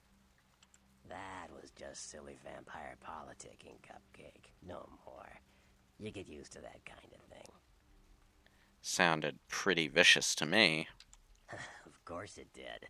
As if vampires and women both weren't insecure enough. Get them together in one Malkavian body, and look what happens. I think you have a thing for drama queens. Yeah, no kidding. Now that the Camarillas moved into L.A., Therese wants the title of Prince of Santa Monica. I guess she saw me as a threat. Funny thing is, I could care less. Are you not cut out for the job? I wouldn't want to be the Prince of Terre Haute. I leave that headache to the Ventru. Besides, there's only like 4 vampires in all of Santa Monica. Some kingdom. That is funny. I wanted to ask you about something else. Like what? I had some questions about the clans. Clans are just bloodlines, you know. A common root shared and passed on from sire to child. Tell me about the Nosferatu. The Nosferatu are damn good at what we do. No one even argues that. If you need to know, if you want it found, you come to us. We're indispensable. Not a bad place to be in the afterlife. Lucky you. The Nosferatu stick together, pool resources. We have more going on than anyone could guess at. Our web blankets the night. Now, if you're a Nosferatu in the original, in the official game, there is a quest that you can get from Bertram Tongue later on after you find the Nosferatu town in the Warrens. But since we're playing the Plus patch, we're going to get that quest during this playthrough anyway, because I don't really know the details of the quest, but you can get it as pretty much anyone in the Plus patch version. I guess they realized that there was really no real narrative reason for Bertram Tongue to restrict that quest to the Nosferatu, all things considered. Because you're already doing other side quests for other Nosferatu, regardless of what clan you are. Are the Nosferatu part of the Camarilla? I'm loyal to the clan, loyal to my primogen, and therefore loyal to the Camarilla. Do you like them? The Nosferatu are the eyes and ears of the Camarilla, so they take care of us. They value our services, or don't want to be on our bad side. Either way, no one bothers us. Alright. Sure. Tell me about the Toreador. I don't rub elbows with the pretty bloodsuckers much, but I've seen them work people like puppeteers, and that's admirable. Now, if only they'd get off their slimy asses and put their talent to some use besides feeding their egos. Okay. Sure. Tell me about the Tremere. Mages. I don't have any reason to trust them. They're creepy, and I think they like it that way. But to be honest, I don't hear much about the Tremere. There's a few in L.A., but all in all, there's not that many of them.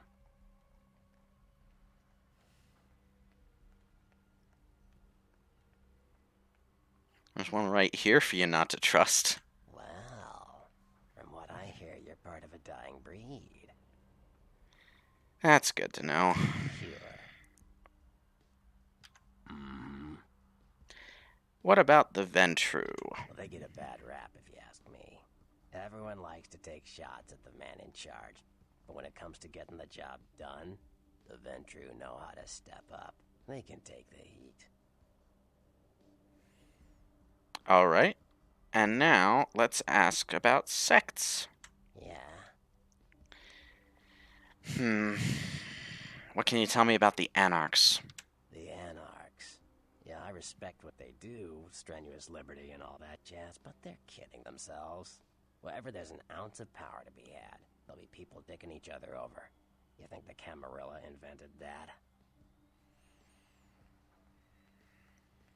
Yeah. What about the Camarilla? The Camarilla works. When you let vampires run wild, you wind up with caitiff frenzying in the streets, then bloods blowing the Masquerade, and hunters sniffing around. Law and order is the kindred's friend. What's a caitiff? Caitiff are just riffraff vampires who don't know anything about vampire society. Don't know their clan, mutt vampires. what I suspect you were perilously close to becoming if LaCroix hadn't intervened. That's not entirely accurate. Caitiff. Uh, they're in their own way in the current game. They're their own kind of clan. They don't necessarily manifest the gifts of whatever clan they were sired from. So they have their own talents and their own advantages and disadvantages, but they're not necessarily just the cast-offs, or the people who don't know what's what. Yeah. Tell me about The Camarilla work. Thin Bloods. Theory goes that the farther down the bloodline you are from Cain, the weaker the blood is. So if you're, say, 5th generation, the blood is strong. If you're 15th generation, you barely qualify as a vampire. A thin blood. Now, this actually is an interesting thing about Thin Bloods in the 5th edition game. They count as constantly using what's called the Blush of Life, which is a power that other vampires have to expend blood to use. The Blush of Life, which isn't really mentioned in this game at all as far as I know, basically is a way to use blood to make the vampire's body function more like a living human's body. Generates heat. The biological processes are working the way they normally would. Basically, among other things, a vampire needs to use the Blush of Life in order to have sex. So, the reason it costs blood when your character sleeps with someone in this game is because they have to use the Blush of Life to do it. But this game doesn't actually explain it. So, I was going to mention that back when I was showing the good ending to the Therese Jeanette situation, but I guess I kind of forgot about it. Yeah. I just thought about it right now. Jana Dawn says there are 5 World of Darkness editions. Well, there are 5 editions of Vampire the Masquerade. I don't necessarily know if the other World of Darkness games have that many editions, but yeah, we're on 5th edition now. I don't know about Werewolf or Mage, though. So I couldn't really tell you about those. Sounds like the bottom of the barrel. It is a sad state. They're weak. Their power's watered down. Most of them are caitiff, and there seems to be more and more of them. Many kindred think it's a sign of Gehenna. Gehenna? Gehenna, the day we all die. When our sleeping forefathers rise and bring about the end of the world. Many believe we are living in the final nights. You mentioned hunters before. Who are they? Hunters. Humans who hunt vampires. Most are half-cocked yokels, who also say they've been abducted by UFOs. The real hunters are trained by secret societies, holy orders of the church that have existed since the Middle Ages. Fear them. And who is Cain? Cain, the biblical brother killer. Father of all vampires. Oh, so you could say that all of the vampires that are alive right now are the legacy of Cain? Huh? Huh? Is this thing on? Okay. Like what? I want to know more about the sects. Sure, Cupcake. It's war out there, after all. You should know all you can about the different sides. I want to know about the Sabbat. You ask me, the Sabbat makes no sense. They couldn't care less about the Masquerade, and they seem to care even less about themselves. It's like, hey, let's all spread hell on Earth so we can feel big and bad. Oops, I'm dead. Now how did that happen? You're cool in my book, Bertram. Now, Apart from some quests that you pick up in later hubs, and the replanting a lily quest that I'm just plain not doing, I think I've done all there is to do here. So I'm going to take a... Oh, hello there, buddy. You look a bit creepy. Hi. So, is that a colored contacts thing, or... Oh. He ran away. Anyway, I'm just gonna go check my email, in case there's anything there that I missed. I don't think there is, but you know. Oh, and it's after the warehouse that this guy over here stops appearing. Unfortunate.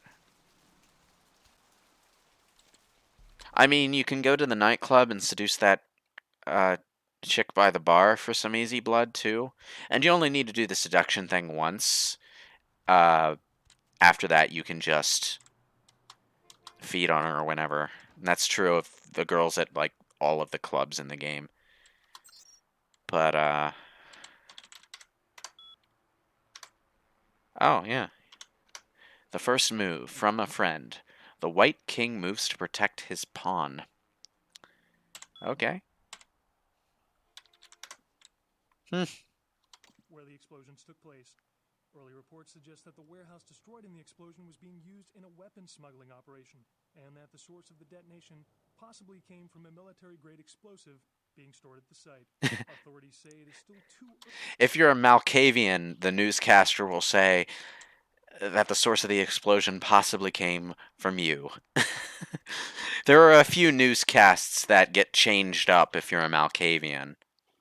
Like the one describing the Carnival of Death murder victim on the pier.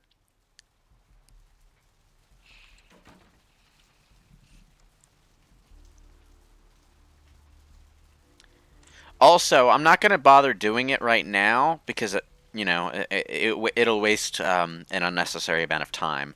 But at this point, if you go up to the asylum, regardless of who you end that quest with, if you go up to the asylum second floor to Jeanette and Therese's room, they won't be there, so you can just freely hack into their computers and read their email now, if you want. Alright. Ah, yes, here's the taxi.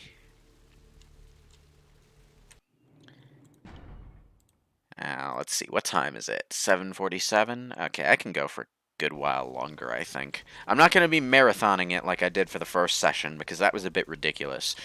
6 hours, god damn it. Away from here. I'm sure you're not important at all. That's why they designed you to look like a character from the goddamn Matrix. Away, Jeeves. Away downtown.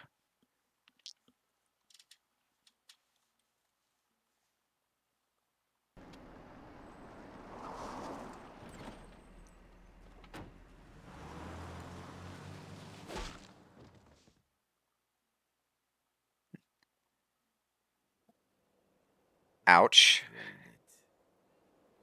Let's take it and leave it out for the sunrise. We're going to have a lot of fun with this one. Think you could blow up our warehouse and get away with it? Lick.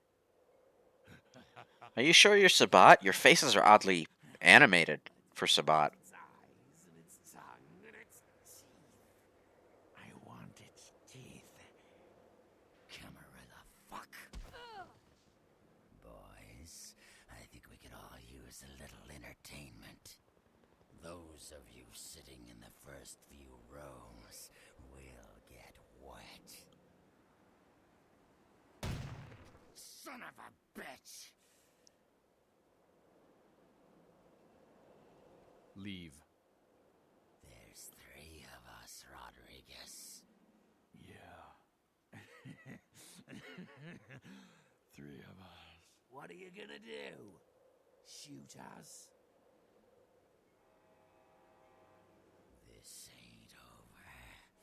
We'll find you. You too, Rodriguez. You're both dead. Keep moving. Trouble sure seems to like you. Ugh, you have no idea. Good effort.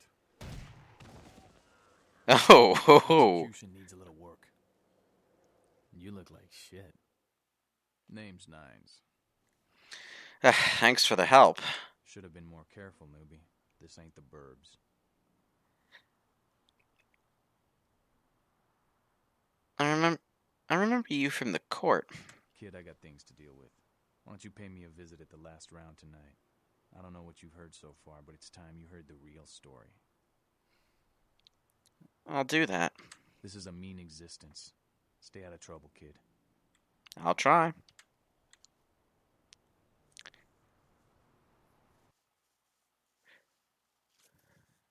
Oh, I know who the taxi driver is. That's why I made the comment. Well, I know who the taxi driver is implied to be. Anyway. Anyway, here we are, downtown Los Angeles. The buildings are quite tall, but the tallest is right over here. That is Venture Tower, and that's where you need to go to meet LaCroix. Thankfully, they start you out right next to it.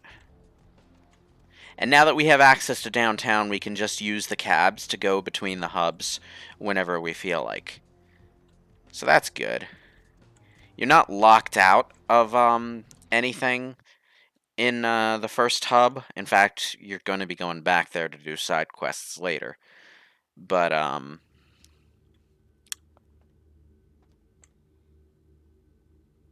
Hey there, Missy. Small world, huh?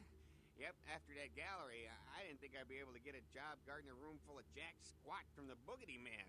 But then I get a call offering me this sweet night shift slot, and I'm back in the security game. Well, enough about my lucky break. You here to see one of the bigwigs, Missy? oh my god, it's you. And he doesn't even realize that I must have been the one to slash up the paintings.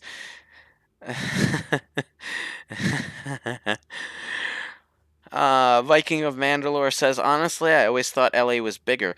Well, yeah, it is bigger. The hubs unfortunately only explore like really like small sections of the city. The map gives you an idea of how much bigger it is, but like when you say go to the Hollywood hub, you're just exploring one long street. And you can see like the rest of Hollywood in the distance, but it's just one street that you're going up and down, left and right, you know. And there's a graveyard. But that's all. Yeah, I'm here to see LaCroix. Would that be Sebastian LaCroix of the LaCroix Foundation or Dwayne LaCroix of Insurrection Baby Formula Company?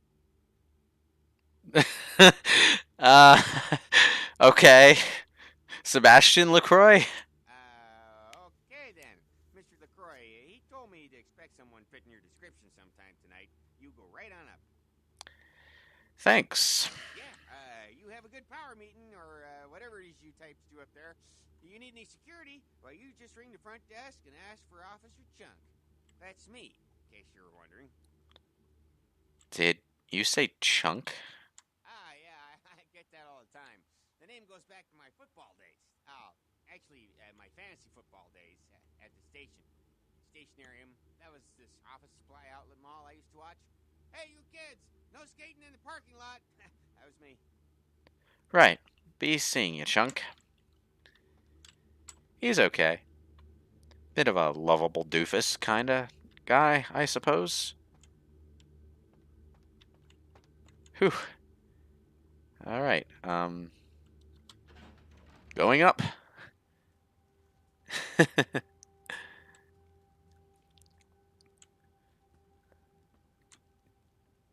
Hello. There you are. I was informed of your presence in the building. Since you're here, I'll take the liberty of assuming you've destroyed the warehouse. This is correct, yes? Yes, that is... Most excellent. I had no doubt you'd prove my decision a prudent one. I trust you encountered no impediments to your progress on account of my personnel. No, none at all. That is the answer I like to hear. You've done well, circumstances being what they were. will admit, not many in your position would have overcome such a trial. But don't misunderstand me. It was no fool's errand. You may yet prove to be a genuine asset. It's a bit disturbing, the lack of talent within this organization as of late. Tell me, what would you say to doing a bit of reconnaissance for me? I'd say yes, sir. Excellent. Were you by chance in the military at all? I was an officer myself, actually, in Napoleon's ranks. There have been whispers, rumors spreading around the kindred community concerning the Elizabeth Dane, the cargo ship that was towed into port recently. Have you heard of it? Okay, number one, that was sarcasm, genius. Number two, you might actually want to be polite to this guy, because if you make him happy enough, he gives you, like, a bigger apartment for your haven over in the downtown area, so that you don't always have to be going back to that dingy little place in the back corner of Santa Monica. You may or may not actually want that apartment, because it's in the glitchiest building in the goddamn game. But it's a bigger apartment, and it comes with a storage box that you can use to store your weapons and stuff, which you might want, because you can only carry so many weapons at a time. And you might not necessarily want to sell them all, depending on what kind of character you're doing. You also do get some, like, extra blood packs and a relic, actually. You get a relic if you get that apartment, which is worth it by itself, to be honest. I'll explain that later, though, because relics don't come into play until, well, quite a bit of time in the future. Anyway, yes, no, I haven't, actually. Please explain for my live stream audience what the Elizabeth Dane is. Thank you, Prince LaCroix. The Dane was found out at sea. The reports say it was without crew, but they have yet to report a fate of said crew. The police are investigating the Dane as we speak. Even the Nosferatu have little information on what's been found. However, the reason the ship has caused such speculation is because it was transporting an object called the Ankaran sarcophagus. Now, I'm not one to predicate a decision based on conjecture, so what I need is fact. And more importantly, I need evidence that the occurrences on the Dane were not supernatural in nature, and in no way relate to this Ankaran sarcophagus. What do you need me to do? You have 3 objectives. 1. I want you to examine the sarcophagus for anything unusual. You may sense something peculiar about the sarcophagus. In fact, many kindred in the city have reported an uneasiness in the air since the Dane's arrival. Do not, under any circumstances, open the Ankaran sarcophagus. Secondly, the police have begun their investigation. Find out what they have concluded thus far. Thirdly, take the cargo manifest for the ship. I want to find out what else it was carrying. The last thing we want is police aware of our existence, so be careful what you do in front of them. And unlike the warehouse, you cannot wholesale slaughter a ship full of lawmen without consequences. Is this understood? Yes. Good. Oh, and it has come to my attention that you had an encounter with Nines Rodriguez earlier. The man so does love to throw that cretinous charm of his brashly about. What exactly did Mr. Rodriguez say? He asked me to visit him at the last round. I see. Then, you should go humor the by-the-numbers rhetoric he's so desperately aching to spew. Oh, please, before the chance of fascist oppressor from that dive of theirs clog the air and choke the local kine. I'll go see him right away. Give the Anarch community my regards. Okay. Well, so the next plot mission is another stealth mission, although in this case it's more of a mandatory stealth mission. I mean, you can get caught and kill people and get your objective that way, but Prince LaCroix will be super pissed at you if you do it that way, and you'll have to talk him down. I've never actually failed the mission, though, because there's a really, really easy way to do the mission that just presents itself to you if you're not playing as a Nosferatu. I imagine you'd have some substantial trouble with it if you were playing as a Nosferatu, though.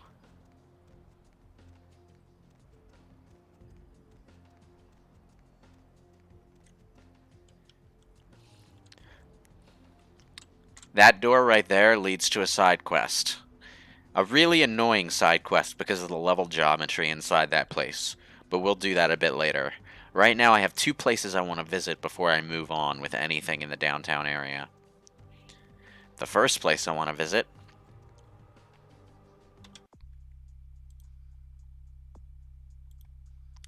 Dark blood our curse, alight this verse, such power I sense in one so young. Come find me where burns the mystical sun. Hey, look at that.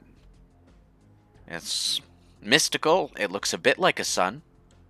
Hey, I wonder if this could possibly be it.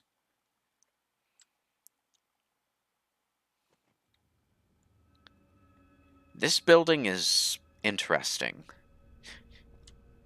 There are only 2 places that you can go inside this building. One is directly to the right of the entrance, where there's another room with a bunch of bookshelves. And all you can find in here is a book called Thaumaturgical Creatures. Let's read it. Thaumaturgical Creatures, E. Bankins, Regent, Chicago. Gargoyles. During the medieval conflict with the I still can't pronounce that. Clan Tremere delved further into secret blood magics and created a race of protectors known as gargoyles. Since their inception, gargoyles have been used as scouts, warriors, and sentries. Gargoyles are monsters, vampires by virtue of the blood and flesh through which they are created. They are no more than the detritus of other clans, given a second chance to serve their Tremere creators. Unfortunately, many have wrongly come to view their service as slavery, and have fled their masters in search of some delusional utopia. Most escaped gargoyles live in isolation, preferring solitude to even the company of their own kind. Homunculi. For the most menial and mindless tasks, many Tremere create what is called a homunculus. These are mindless creatures which take many forms, winged, many-legged, or otherwise. Homunculi are unfailingly loyal, but their appearance makes them a serious threat to breaking the Masquerade. Huh. How about that? Anyway, if you try to explore any other passageway, like, say, this way, you get warped to this specific corner outside this door. So, apart from that one room, this house prevents you from exploring anywhere with its magic. It's pretty cool, but it's a bit annoying to find your way back to the entrance. I'll show you how to do that on the way out, though. Greetings, neonate. Might I assume you received my invitation? I have been looking forward to meeting you for quite some time. Yeah, I got it. I'm assuming you are... Strauss. Maximilian Strauss. I am the regent of this chantry. Welcome. Thanks. What is this place? Ah, yes, forgive me. I forget that you are not embraced within the pyramid. We share the same blood, you and I, but there is much you have yet to learn about our clan. You're of the Tremere clan? Yes. This new life in which you find yourself undoubtedly seems strange. I'm sure you have many questions, young one. I will answer those which I am able. What did you mean, embraced within the pyramid? The pyramid is the social structure of our clan, with each level of advancement watched over by the next.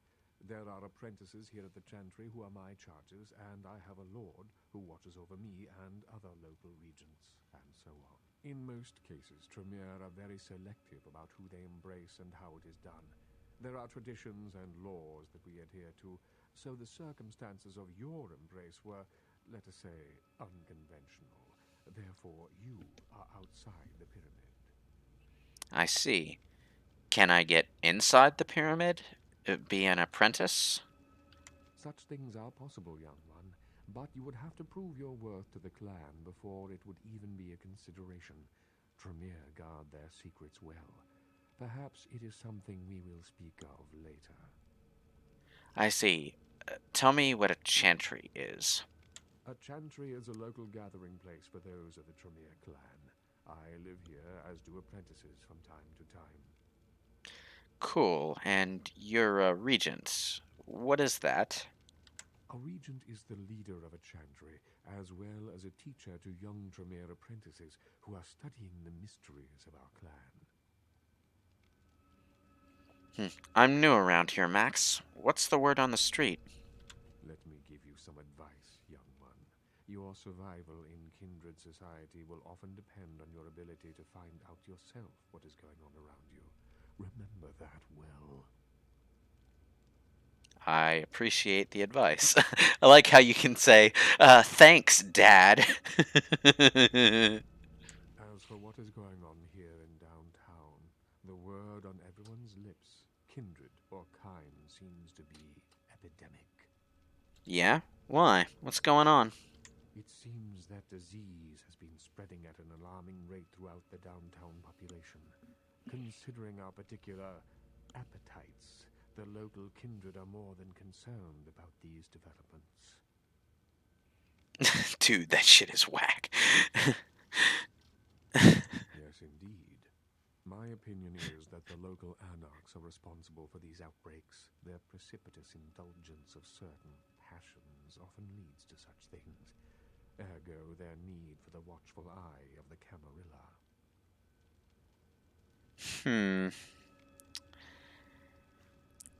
Camarilla. What's that all about?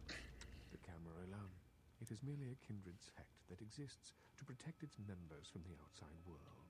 There are specific codes of behavior that we abide by in order to ensure the continuance of our species. It is nothing more and nothing less. I see. Can I ask you a few more questions about the Camarilla? Surely. What else would you like to know? Are all vampires part of the Camarilla? No. There are many independent clans who are not aligned with the Camarilla. And the Sabbat is another sect of various vampire clans whose beliefs are very different than our own. Unsavory sorts, to say the least.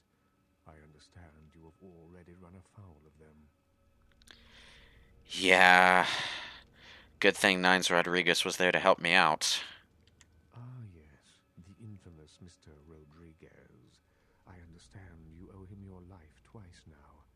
Had he not intervened, the prince would have surely had that hound of his separate your head from your shoulders. You're probably right.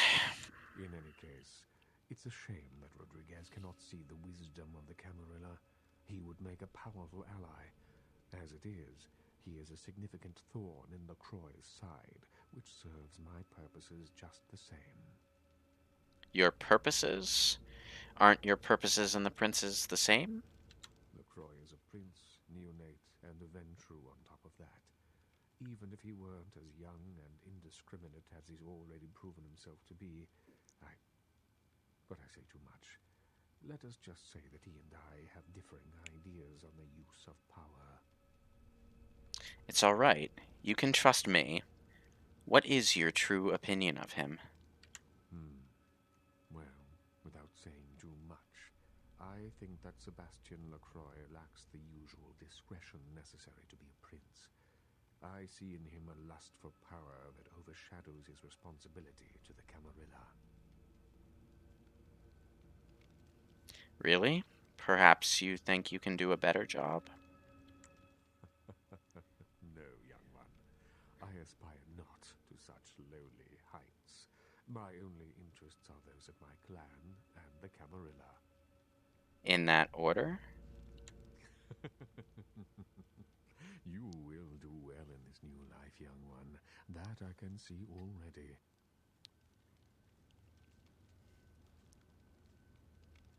Just another minute of your time. Of course. Maybe I could look into the epidemic for you. An interesting proposition. If you succeed in finding the cause of this epidemic and putting an end to it, I will compensate you appropriately for your efforts. I'll do it. We'll figure out what you owe me when I return. Very well. Again, I recommend speaking with the Anarchs. You can find most of them at the local watering hole, reveling in the vices of their former lives. I believe the place is called The Last Round. I'll check in with you later. Well then, he certainly was interesting.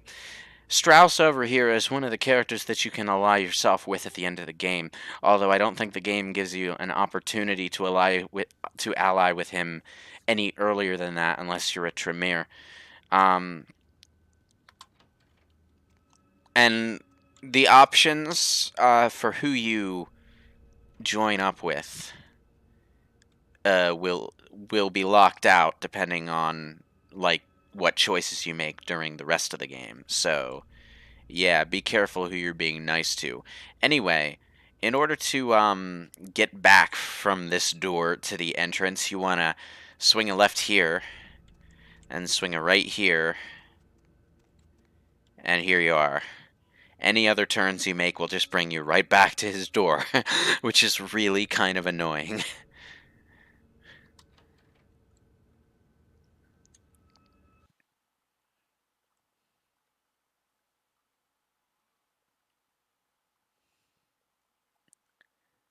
Thaumaturgical creatures and where to find them.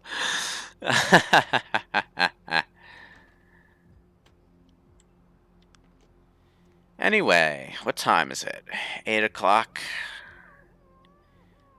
I think I'll try to go until 9. 9, because we're going to talk to nines at the last round. See? It's funny.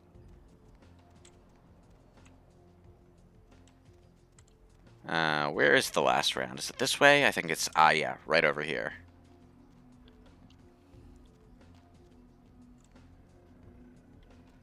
I'm actually going to save my game here. Not necessarily because I need to, just because I haven't saved in a bit of a while.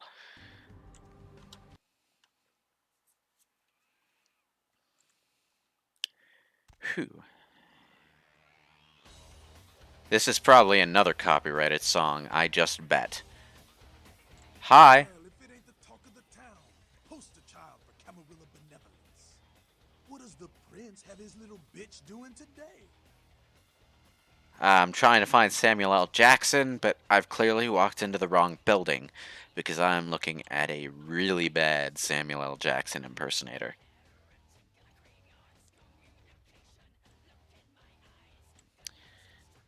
Funny, is Nines Rodriguez around here?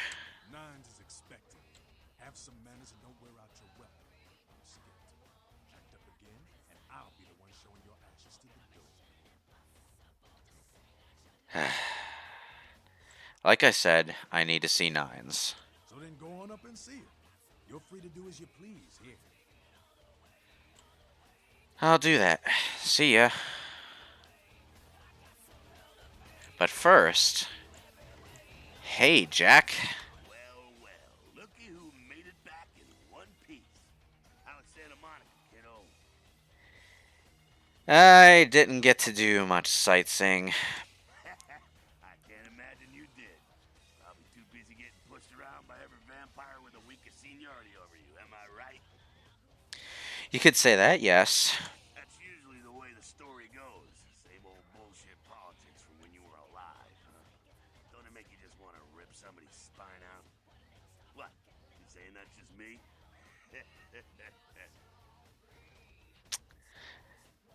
Politics? Politics. The stuff that makes the rich get richer, keeps the powerful in power. Look at why you're out in Santa Monica in the first place. Because Prince LaCroix said so. You don't follow his rules? Kid, I never answered to no man in life. Now I sure as shit ain't taking orders from a vampire with a suit and a funny name. And when I die again, the devil's gonna have to cut me a deal if he wants my ass.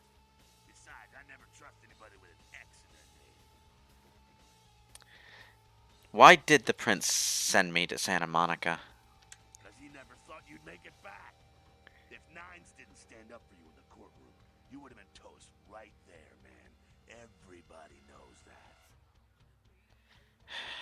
I don't get it. Why did he want to kill me? It's bullshit Camarilla law. You gotta get it approved before you sire anyone. Vampire population control, fascist crap. LaCroix wanted to look like the strong leader upholding the law. So how come I'm still standing here? Public relations, man. Calculated risk. Venture are born in a boardroom. When Nines called him out, LaCroix realized it was time to show a carefully measured dose of Camarilla compassion. You're not into public relations, Jack? Yeah, man. It's called kicking ass and crushing the skulls of any asshole who steps on my toes. That seems to work. People dig it. Is LaCroix afraid of Nines? I thought he was the boss. LaCroix is the boss of the Camarilla in L.A. That's it. LaCroix is the boss. That's rich. Yeah, I think he's got that Napoleon thing going on. The facts are like this. The Camarilla need us to buy into their bullshit for any of their laws to mean dick. Now, telling free-living vampires they need to be ruled is a hard sell. So, the Camarilla baked up a play-nicey plan. Show everyone how great they are, so we'll all just jump on board. Who is everyone? The free-living dead, kiddo. A lot of people like to use the label anarchs. Whatever the hell that means. Anarchs. That's got a nice kick to it, though, huh? Yeah. Alright, tell me about the Anarchs. That's us, so I'm told. What do you want to know? How long has the Anarch movement existed? Yeah, I could tell you about the history of the movement, about our struggle. What's any of that shit mean, anyway? Do we want to sit through history class here? It's good to know your history. I'm no scholar, kid, but I've been around. Seen more and done more than most vampires ever will. I don't know that our situation's ever gonna be easy, but some things you gotta decide are worth fighting for. How can you win, though? Fight harder than the other son of a bitch. Every time I yank a jawbone from a skull and ram it in an eye socket, I know I'm building a better future. Does Nines share your vision? You bet, kid. Is he in charge here? As much as anyone is. Nines is a stand-up guy. Takes the politics a little too seriously, though. Came up during the Great Depression, so his brain is wired to that shit. What about the rest of Nines' crew? Yeah, I'm not sure the story on most of them. Nines crew. What clan are you? Bruja. Most everyone here has Bruja blood. I've got a few more questions. Moving right along. Tell me about the Sabbat. Again, does everything have to be about these dickheads? I hope not. The Sabbat are worthless, man. Fake tits on a zombie worthless. Fun to watch, though. Like the Three Stooges with chainsaws. What's wrong with them? The Sabbat are in the same business as the Camarilla. Sabbat have a little longer chain. They're slaves all the same. Okay. Interesting.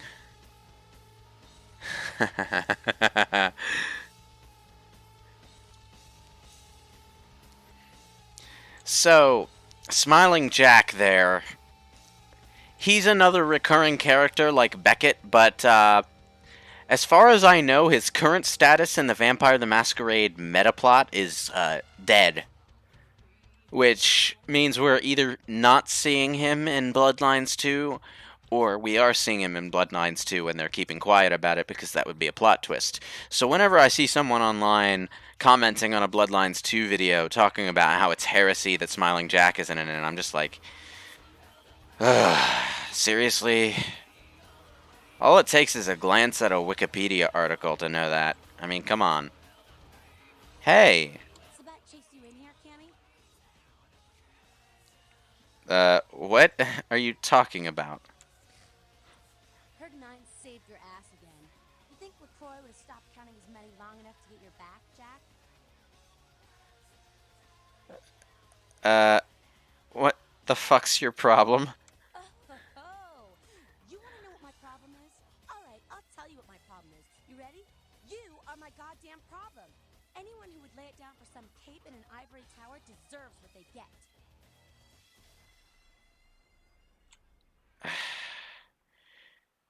Cape. Cape, Cammy. Camarilla elders? The ones that have been around so long they think candlelight's a keen invention? You're doing their dirty work and you don't even know it. What alternative do I have? You want an alternative? Being here. That's a step in the right direction. I'm Damsel, den mother of these mothers, and one pissed bitch since LaCroix rolled in. I don't know about LaCroix. I'm cool with 9s, though. Hey, Cammy. I don't apologize often, but it's just with all the shit that's been going down lately. And on top of it, this plague bearer getting the CDC's attention, maybe I misjudged you, all I'm saying. Understandable. Please tell me what a plague bearer is. A plague bearer's a criminal that doesn't care who they feed from. Yeah, I know what you're thinking. We can't get sick, but the kind can. And kindred that feed on them start spreading disease. And that gets sick, it's an epidemic. CDC's in town as we speak. So how do you get rid of one? Seen Old Yeller?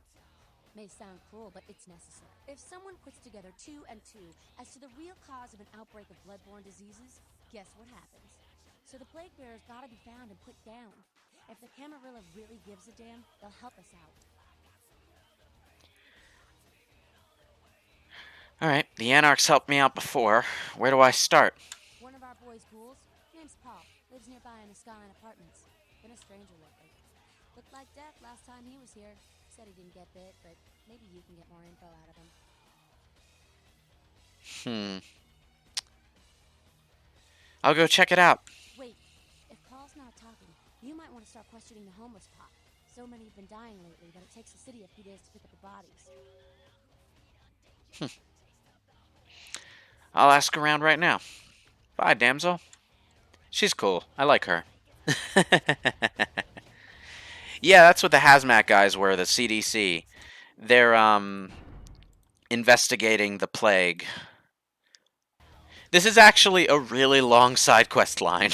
You have to deal with 2 plague bearers, and then you need to find the source of the plague. So there's a total of 3 quests to go through here. But before that, let's talk with 9s. You showed up.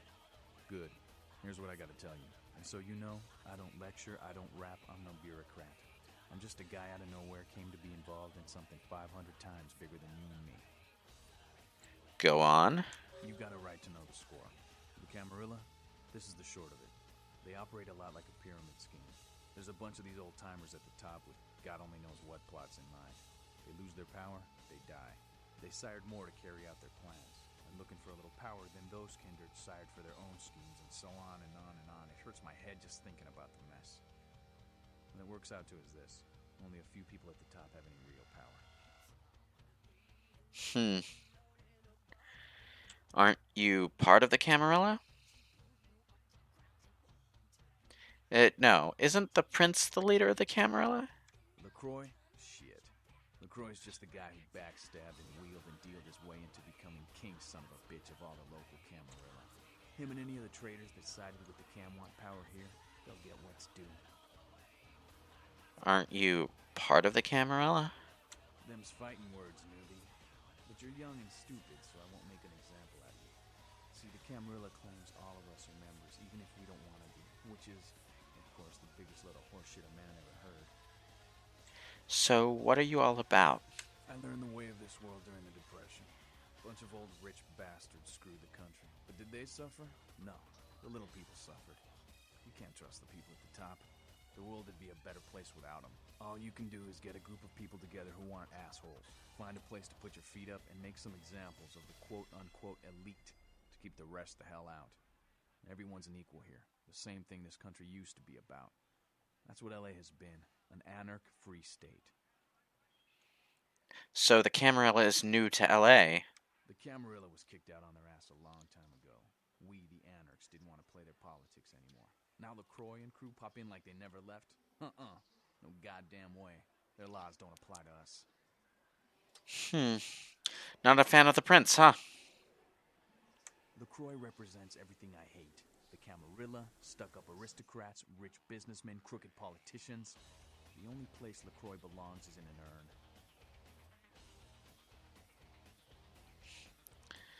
urn. Have you tried meeting with the Camarilla? I got their meeting right here. Sounds like you're the Prince of the Anarchs. No such thing. And again, newbie, don't throw those kind of words around lightly. You're risking a beatdown. I fought to keep LA free since I was embraced. A long time later, I'm one of the only ones left that hasn't bidded or switched sides. The most veteran soldier on the battlefield. One more question. Any advice you can give me? Here's what I tell all the new blood. 1, you get careless, that blood will make you into a monster. If you rampage around here, you get put down. 2, don't kill when you feed. No reason to. In this city, there's lots of ways to slake the beast without leaving a trail of dead. 3, the Camarilla's full of shit. 4, watch your back, always. And lastly, learn how to fight. Because a speech ain't gonna save your ass when you're staring down the barrel of a shotgun. Can you teach me how to fight? After picking your ass up off the pavement back there, yeah. I can tell you don't even know the basics. Hold your hands up like this, and keep your body at an angle. Makes you harder to hit. Keep your thumbs out of your fists and put your weight into your punches. Thanks for all your help, Nines. LA's the school of hard knocks, so keep your friends close and your enemies in a barbecue pit. Once you square things with LaCroix, don't give that son of a bitch the time of night. I got my eye on you, kid. Okay. So, we got ourselves an extra level in Brawl, I think, by talking to, by talking to Nines over there. So that's nice. And you can talk to him again later after you advance the plot some to get an extra level in Melee. Which reminds me. Boop. There we go. I think you can get level 3 in Melee from him there. I don't really plan on leveling up Melee much as a Tremere, but... Let's talk to Jack one more time. So I heard you and Nines had a run-in with the Sabat, huh? And you let them go. Nines must be getting soft. How could you pass up that kind of fun? How do you think the Sabat found me? Someone must have put a word out. Now, here's an interesting little scenario. I'm just gonna run this by you, see what you think. What if the prince got the word out to the Sabat that you were the one to blow up their warehouse? You really think that's possible? Hey, it's just a theory, man, but who else is gonna be watching you so closely, knowing where you're going and all that? Why would LaCroix help the Sabat? I'm not saying he's working with the Sabat. I know he is. But he sure as hell could have put the word out there on the street where the Sabat would pick up on it. Just chew on that. I guess I wouldn't put it past him. That's how the Camarilla works, kiddo. Trust me. I've been dealing with these slimy shits for a few centuries now. Have you ever heard of the Elizabeth Dane? Why? Planning on visiting? Yes, actually. The prince is sending me there. Oh, really? Yeah. Why? What's up, Jack? The sarcophagus. Did LaCroix tell you about the Ankaran sarcophagus? No, but I don't really trust him to tell me the truth anyway. Yeah, well, maybe I should fill you in on the details. That sarcophagus is bad news. Kindred around the globe have been going batshit since it was discovered. Why? The word is there's an ancient asleep in there. One of the fathers, one of the vampires, that if you trace your lineage way back, there's a chance it'd end up with him at the root. He was asleep this whole time? Ancients don't just nap. They sleep whole ages away. And when they wake up, they're hungry. So, he'll wake up and go hunting? It's more than that, kiddo. Most kindred think it's one of the signs of the end, the apocalypse. Every religion has their own version of it. Kindred call it Gehenna, and the way they tell it, It starts when the ancients rise to devour their children.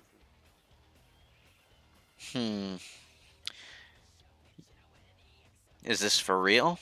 No one knows for sure, really. That's just a word that's been handed down through the ages. The Camarilla denies these ancients exist.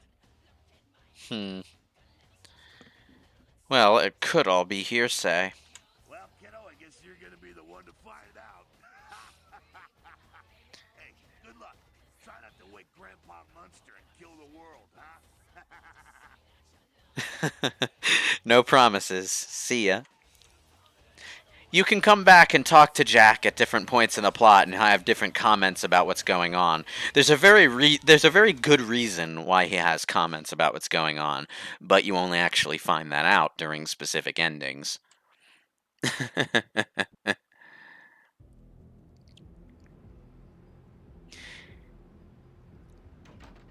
Alex Ostlin says they're making you see the bad parts of both Anarch and Camarilla. Yeah, they kind of do. Once you get to downtown, you can start talking to the faction leaders and get an idea of where the different factions are coming from. And it's one of those situations where, because these factions are all written to be something that you can play as in the pen and paper game, they have some pretty well-developed philosophies behind them, you know, within the context of vampires. Oh god, I keep forgetting how downtown's ambient sound effects keep creeping me out. The first, 10 or so times I passed through here, I was halfway certain that the sound of a woman's muffled voice was a side quest that I could go for, but it's actually just a background noise that you can't really do anything about. Let's see, 8:30. Let's go this way.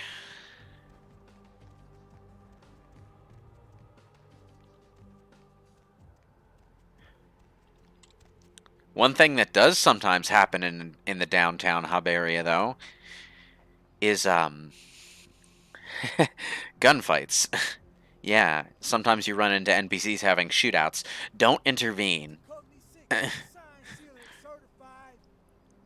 You will lose humanity if you kill anyone. From down the street, and I started praying to the Lord to find it in His heart to send you to me, and hallelujah if He didn't come through for me.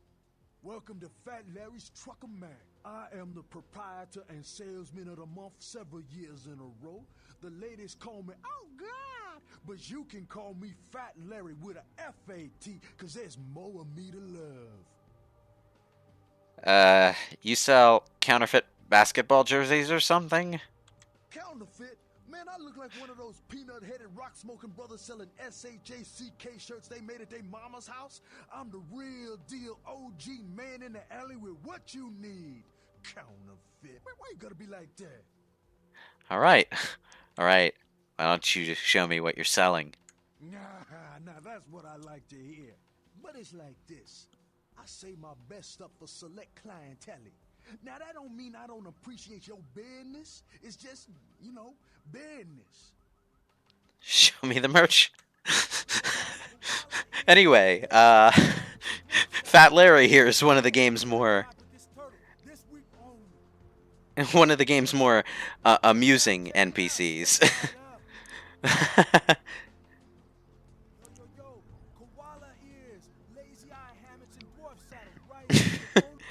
Yeah, Fat Larry has one of the more well-known voice actors.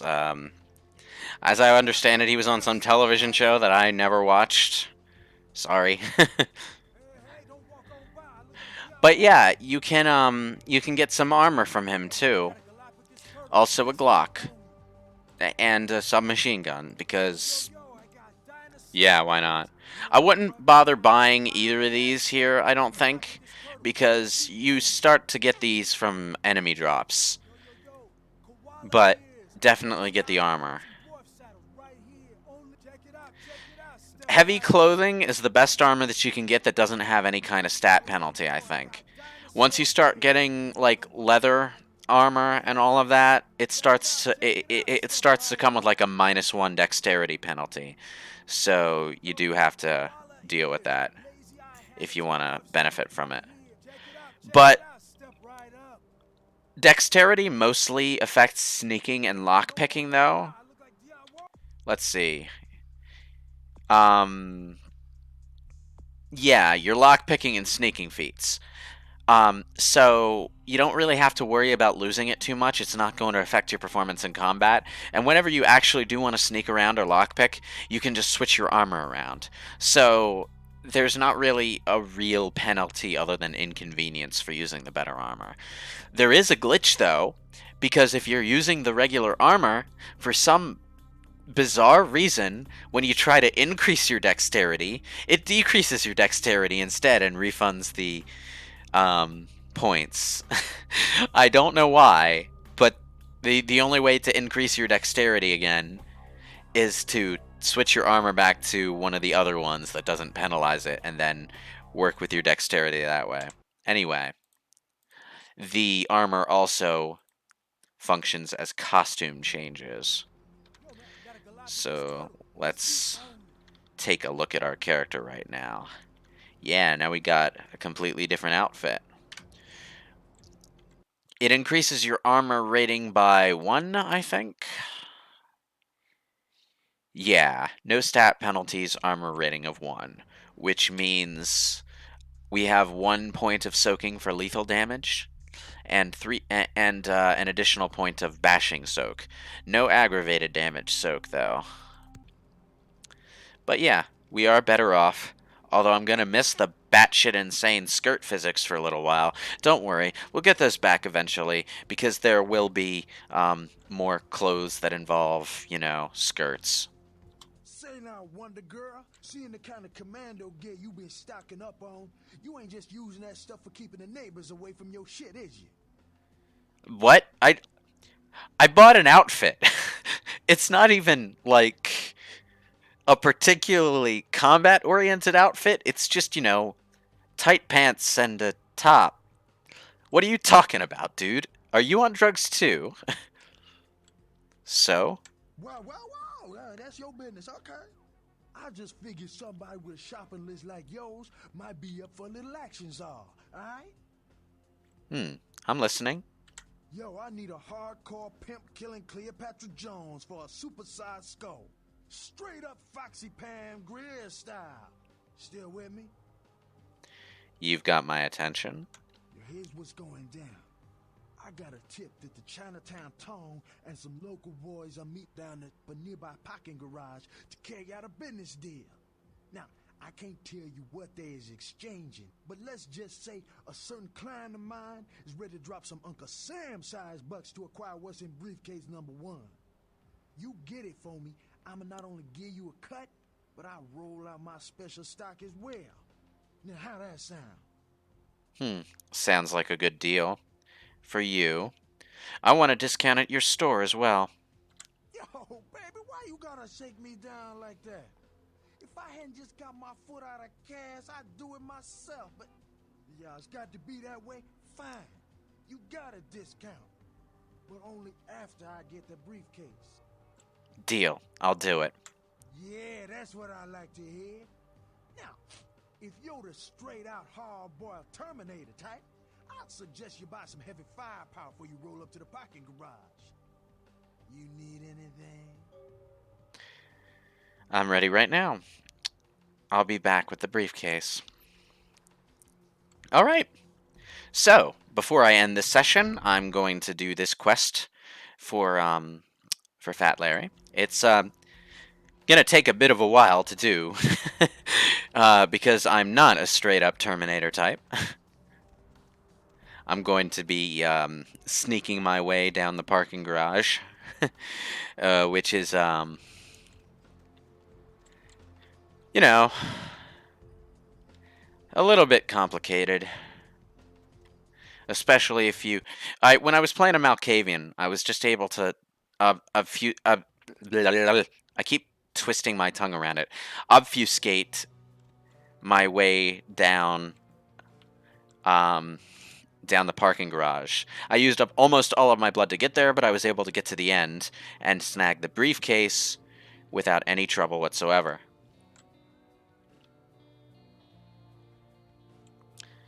But,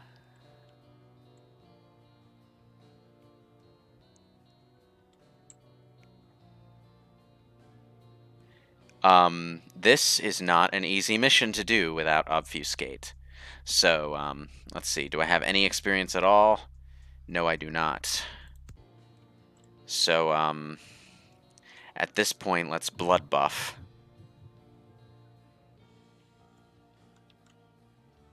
Right, okay, made it. If you don't have obfuscate, what you need is to use these vents all over the place. In fact, I recommend using them even if you do have obfuscate, because, well, you'll save a lot of blood doing this.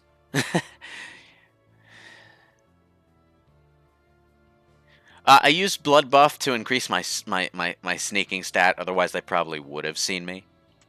Oh yeah, and also, save the game every time you get into one of the vents. I'm probably not going to make it very far, but you can make it, like, at least part way down, and once you actually do trigger combat...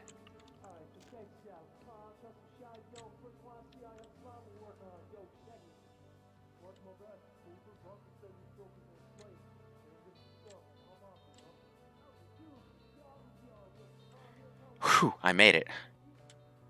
Once you make it, like, further down into the parking garage and you trigger combat, you won't have to deal with quite so many people on your way back up. In fact, most of them will be gone once you get the briefcase.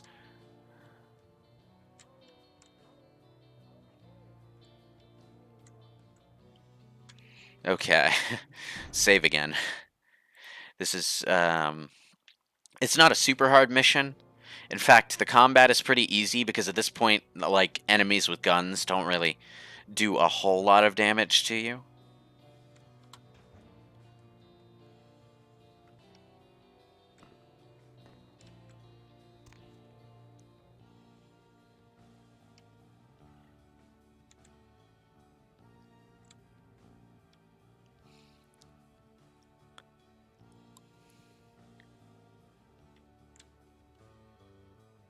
You want to try and keep your stealth below 60 if you can. Don't you feel like something's here? Like we're being watched? No. Hairs on the back of my neck are sticking up. I swear there's something here. It's like, what's the word? Nervous? No, it's forget it. Don't go telling Johnny I was nervous. I'm not nervous. Annoyed. Dick. Okay. I do like the dialogue that you can overhear when you're sneaking around places.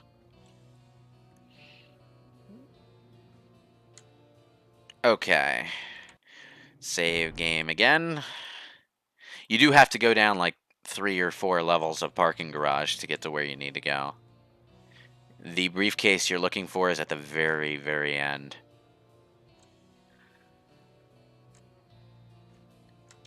Oh, god damn it.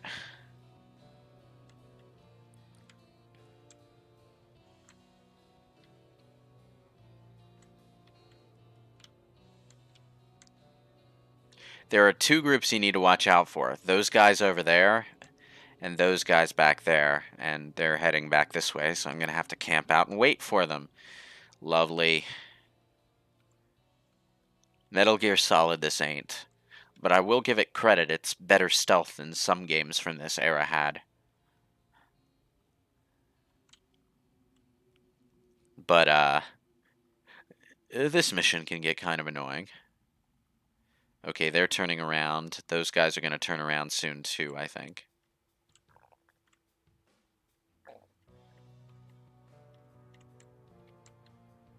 Okay. Alright. Yes!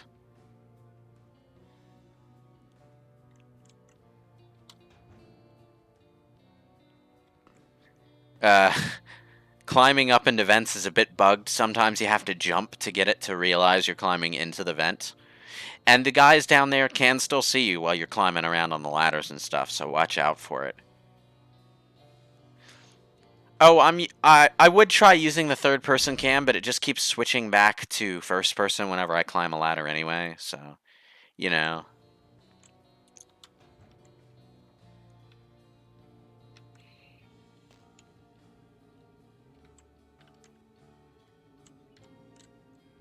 Oh, damn.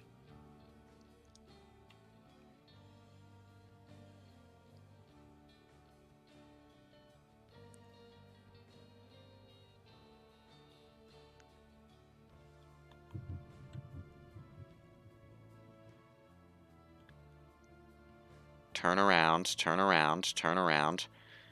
Don't turn this way, please.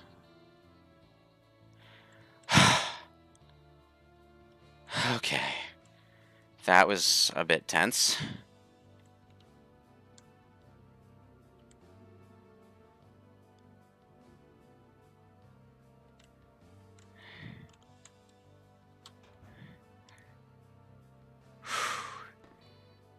Alright. I made it.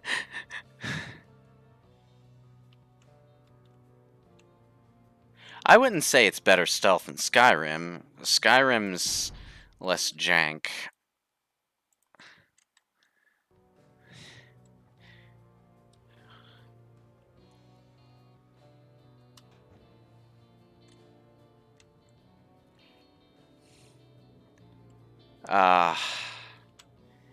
Hang on, this is one of the rough parts, isn't it? I'm gonna make sure I save here. Now I'm gonna wait for this 85 to go down, which should hopefully indicate that whoever's down there is walking away.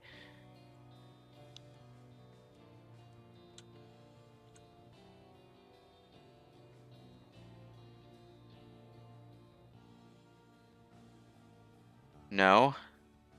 They're not moving. Oh, that would be why. Actually, this is, a good opportunity. Ugh. You have to be up so close to feed on them without failing. I'll take that gun.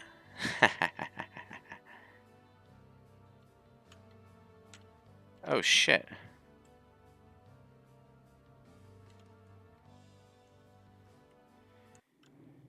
Okay. Save game.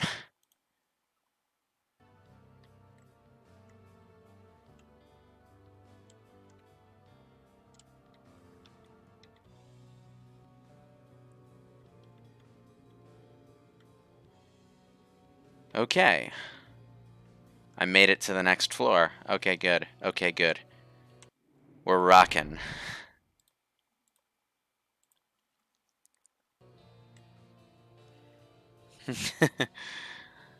Yeah, well, watch out failing to feed, because if you fail to feed on like a civilian in town, and they notice you trying to feed on them, it counts as a criminal violation, and they scream for help and all.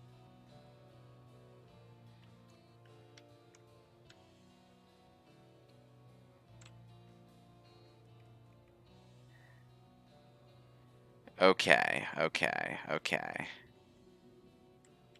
Oh, hang on. Ahem.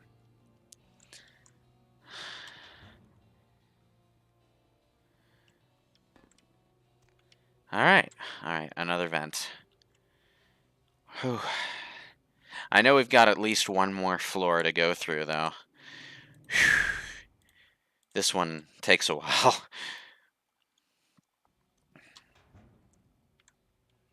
Oh, damn.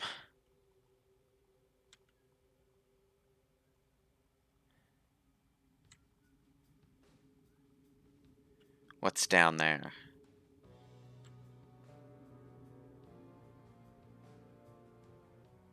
No one gonna move?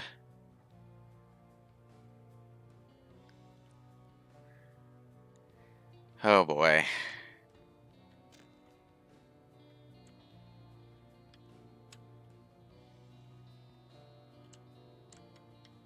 Oh, damn. He's coming this way. Alright, blood buff on standby. Oh, shit.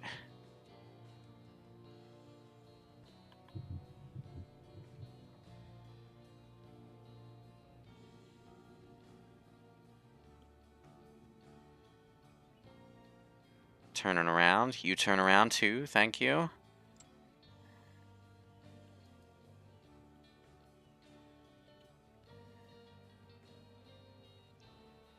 I thought I was caught there.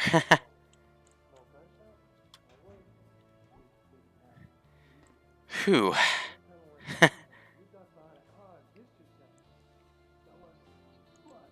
yeah, right. You got shot and you didn't tell nobody. That's, it got better. Damn, man. How come I gotta get stuck with you? Ah.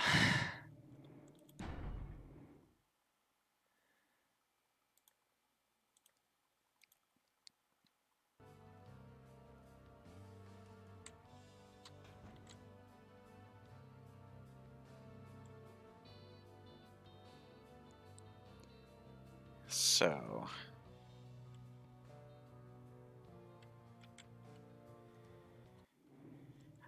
Okay, let's make sure I've got another save.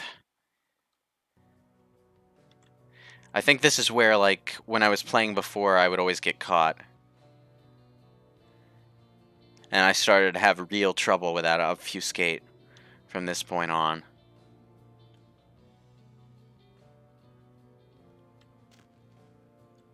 Oh, shit.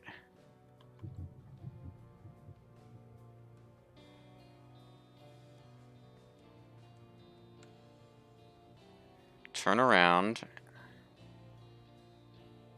Turn around and walk, Buster. Oh, seriously? Is he just gonna stand there forever?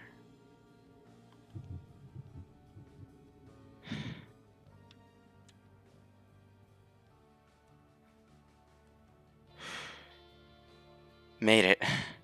But I'm almost out of blood. I'm gonna have to use a blood pack, probably. Great. Wonderful. Well, I suppose if I am going to go into a frenzy at some point, this would be the place to do it, when I'm surrounded by a bunch of thugs that I was gonna kill anyway. Hey, I made it to the end of the floor.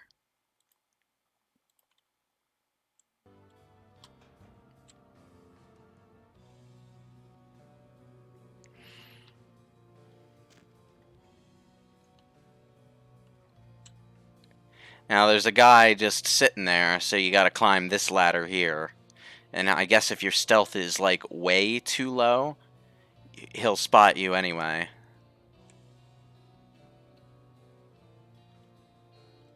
Watch the numbers, though, because they're not always as truthful as you would want them to be. Sometimes they're, like, giving you a higher number, not because of the guy in front of you, but because of the guy on the other side of a wall that can't even see you. It's annoying.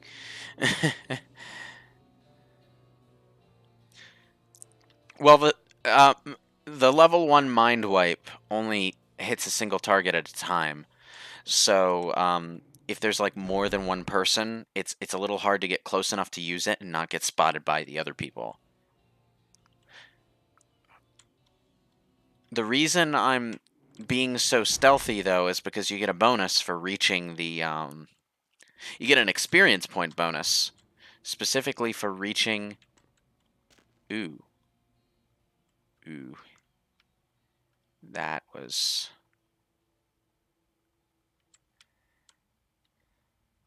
For reaching the briefcase without being detected. Made it. Whew. That was tense. Okay.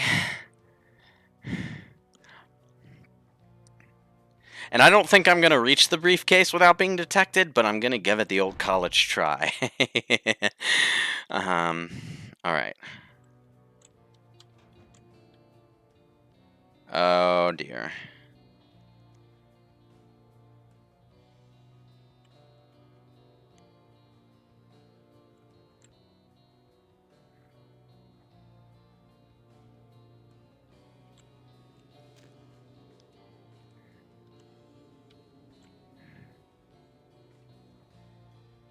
Don't turn this way, don't turn this way, don't turn this way, don't turn this way. Yes!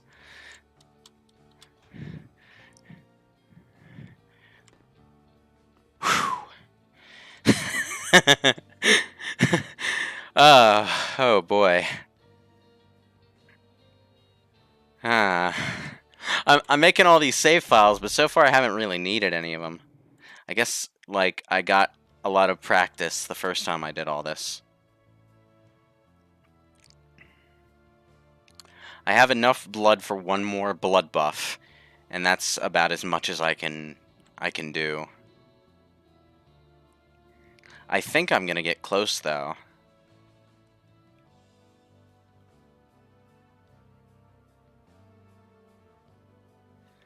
Not gonna move.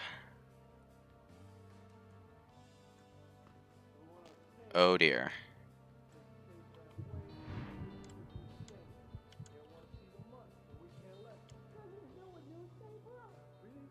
Don't turn around, don't turn around, don't turn around, don't turn around, don't turn around, don't turn around, don't turn around, don't turn around. Don't turn around. Blood pack, please.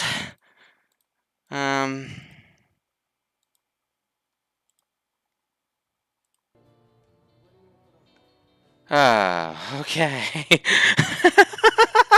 I made it! I made it! Now, if you listen to the ambient dialogue over there, the thugs on the non-China side are talking about how their briefcase is full of, like, newspapers. I just had that paranoid feeling of, did I save the game? Okay, you know what? I'm gonna slurp another blood pack down. I'm not super duper stingy about blood packs at this point.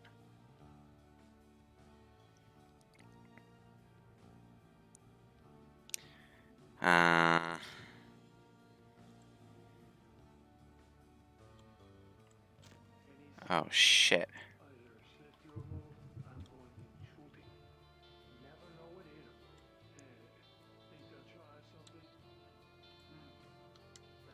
Okay.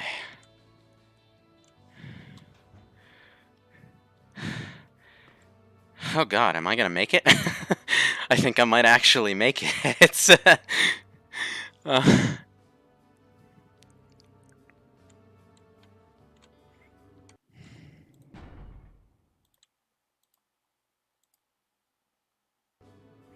I'm getting some real good use out of the blood buffs.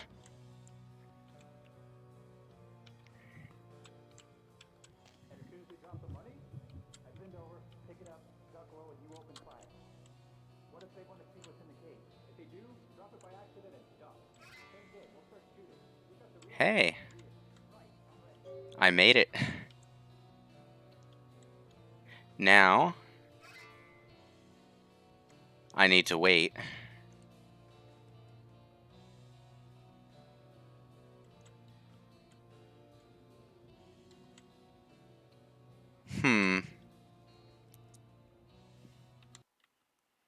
Alright, where's that other blood pack?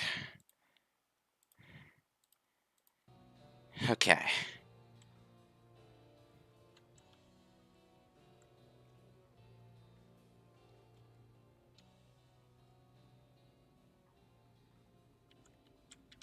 If I'm, not mistaken... Oh. They might start shooting each other if I wait long enough.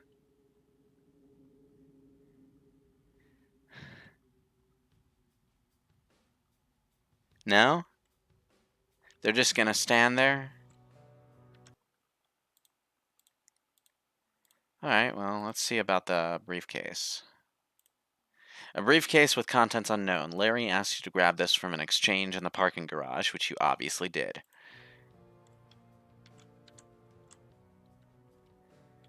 Okay.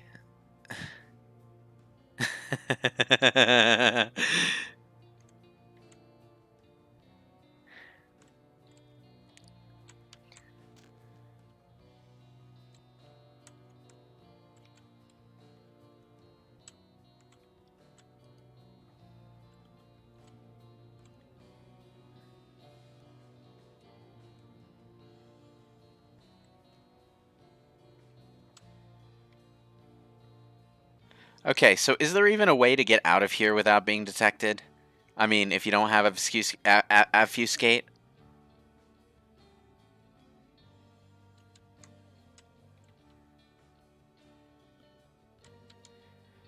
Oh well. Let's create a little chaos, shall we? I mean, I got the briefcase without being detected.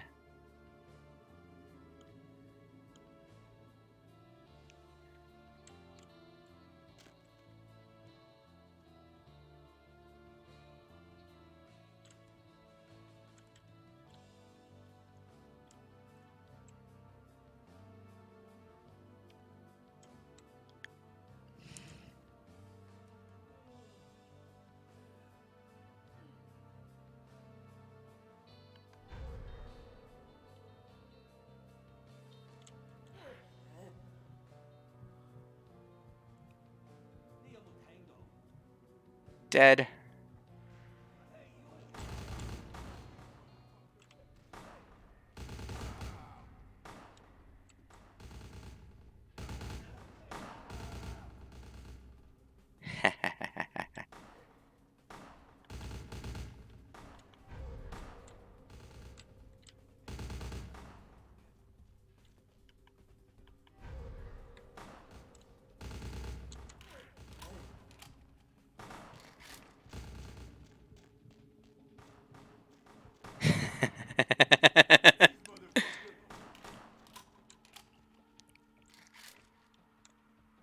I'll take that.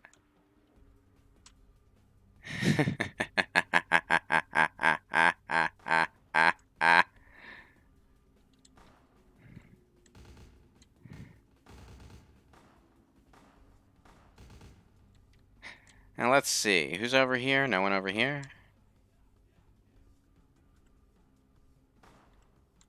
Ooh. Someone saw me.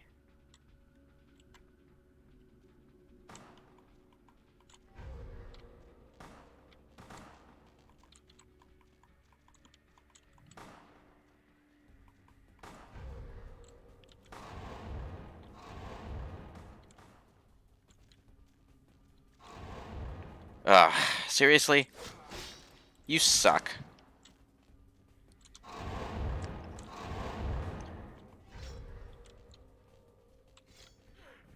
There we go.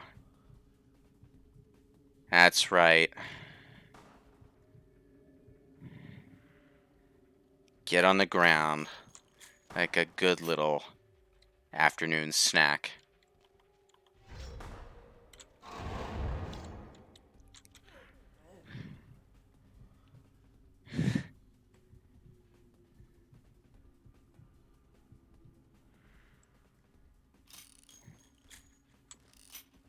Well, I mean, you can get lost in the gunfight.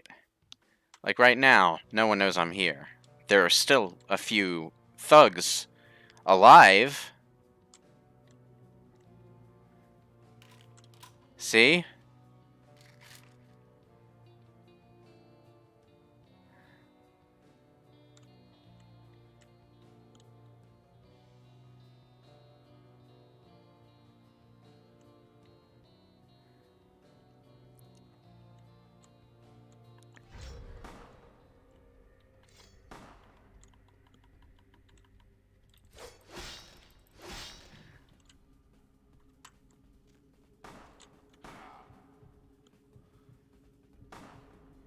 Yeah, that's right. You just keep shooting at me while I'm drinking down healing juice. That's gonna do a lot for you, man. Seriously.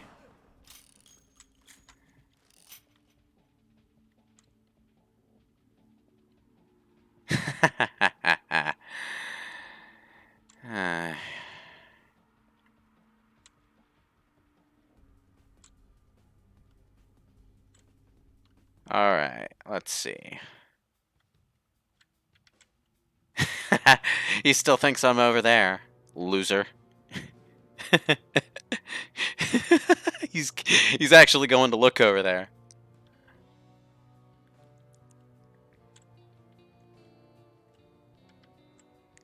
Come on. Oh, you're making this too easy. You really are making this too easy. Hey there, buddy.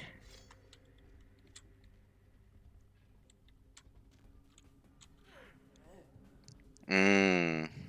Human juices. Dead.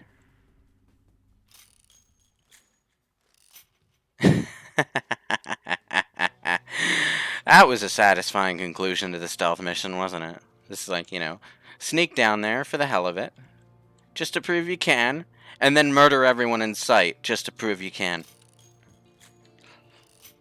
This mission doesn't really give you a way to get back out without detection, though, so I kind of had to. Yeah, the katana animations are pretty nice. Melee animations aren't bad in general, but... Oh, hey, a car stereo.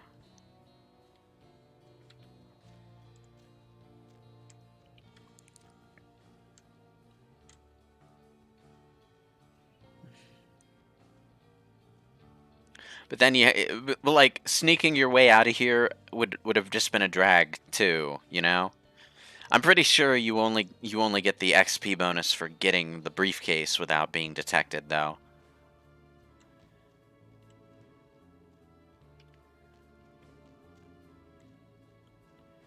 Alright, well. Up and away. I think I'll do one more mission, just because the parking garage is an odd place to end.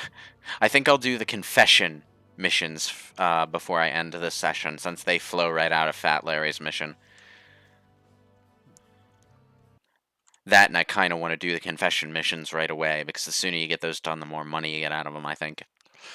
When you do the confession missions, assuming you side with the owner of the confession club in the first place, I should probably put my sword away and not run around on the street with that out. I'm pretty sure the game doesn't, like, actually notice if you do that, but, you know.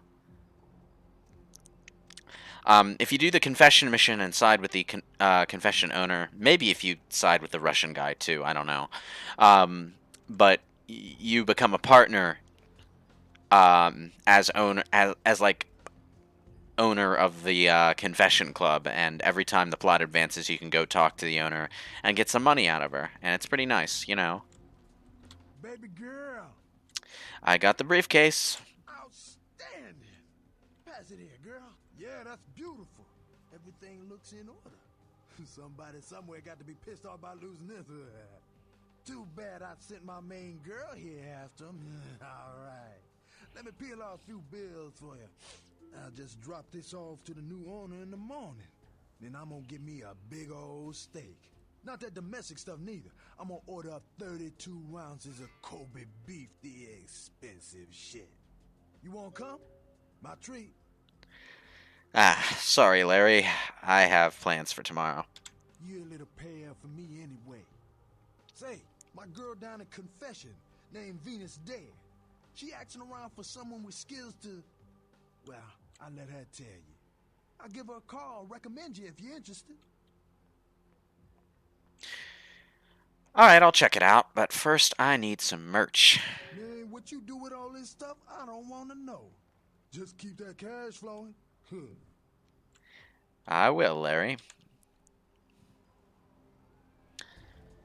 Okay. And with that... Actually, I don't really need anything from him, although I did get a discount, which basically just means another level of finance skill. Now, let's see. I'm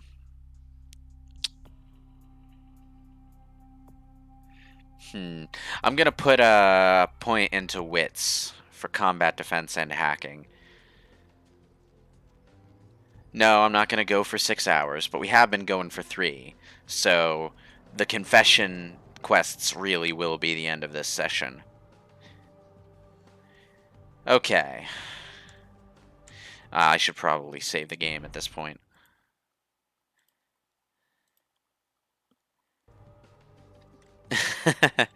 Yeah. So one of the things they added in the Plus patch is this turnstile. which was apparently like something that was supposed to be here but was never programmed correctly, so they took it out of the official game, but they put it back in the plus patch. But of course they knew it was going to be annoying to have to deal with this every time you go through. So if you talk to the owner, you'll see that there's a dialogue option that says get rid of that annoying turnstile. You just pick it and it'll get rid of the turnstile for you. The character doesn't actually react to the line at all because it's a line of dialogue that purely exists so that the plus patch can give you the option to get rid of the annoying turnstile. Anyway, if you've ever seen any video footage of Vampire the Masquerade Bloodlines, you've seen this place. It's in pretty much every video about it because it's one of the more memorable bits of scenery. Yeah. It's a nightclub that's been built inside of an old church, which is, you know, pretty cool world building in its way. But apart from the quests you can get here, it doesn't really serve a purpose. I mean, you can talk to this girl and seduce her for blood, and she's identical to the other girl in Santa Monica that you can seduce for blood. I suppose there's like, I don't know, a set of bisexual triplets that you can, no, maybe it's quadruplets. There might be one in every hub. In any case, they all have the same character model, just recolored. That amuses me. Everybody comes in here's got to have a shot. House rules. Inhibition's the first thing to go. 2 more of these and you'll be telling me your nastiest, dirtiest stories. I am your beat priestess, and it's time to confess. Are you a bartender or a groupie for the cure? Venus was her name. Got anything you want to confess? Larry mentioned me? Larry? Oh, so you're the Cleopatra Jones he was going to send over? Oh, yeah? I've been waiting for someone like you to come in here. You see, I've got this situation that's gotten a little out of hand, and I need someone to inform some people that they won't be getting paid this month. Intrigued yet? Intrigued. Go on. Well, the parking lot next to the Empire Hotel. Couple of guys, Russian accents, bit thick. I need you to tell them Venus doesn't have their money. That's it. That's it? That's it. I'll do it. I expected you'd bite. Empire Hotel. Tell them I'm broke. You can run, right? Never mind. Just don't go starting any street fights, alright? These guys are connected. Anyhow, a lot of people have yet to confess to the beat priesters. Later, darling. Back in a minute. Oh, and get rid of that annoying turnstile, will you? Thank you. It'll be gone the next time you come in.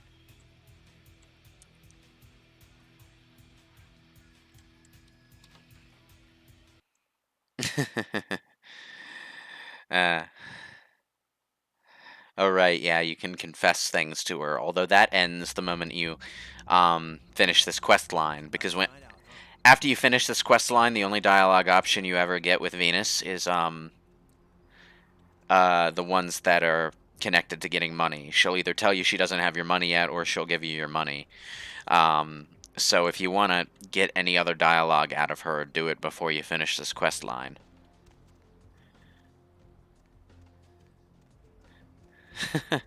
Mid 2000s pixelated cleavage, yeah, that's pretty much what it is.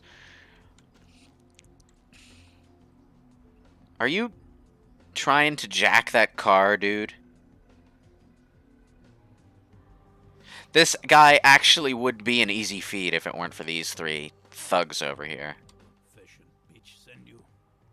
That she did.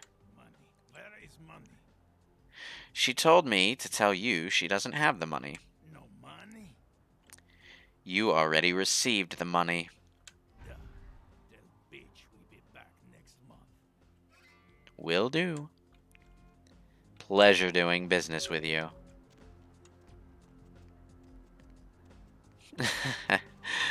Things get pretty simple when you're a vampire with mind control powers, don't they?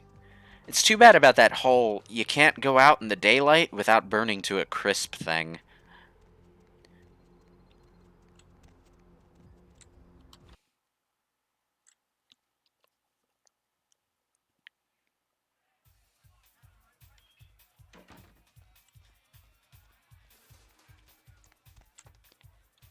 Hey, Venus, I ran your errand. Nice night out, huh?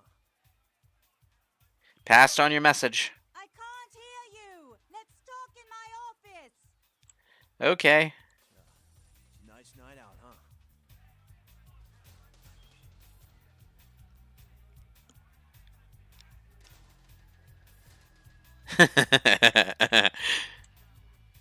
Well, you certainly did better than my bouncer did. Poor dear can't turn his neck to the right anymore.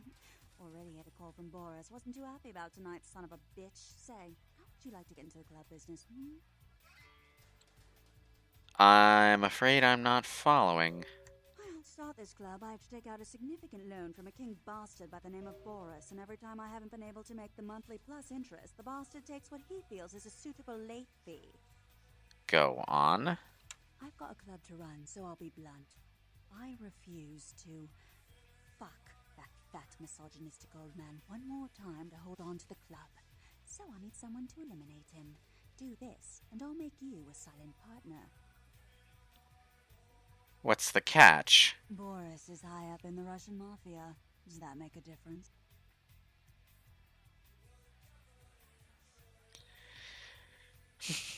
He's still human, right? He'll be dead before the sun rises. He's at the Empire Hotel. Always has a few of the fiercest bully boys standing round trying to out-sneer each other. He's got a short temper, and more than likely he's been drinking for the last 4 hours. Here, key to the penthouse level. Be back when he's no longer breathing.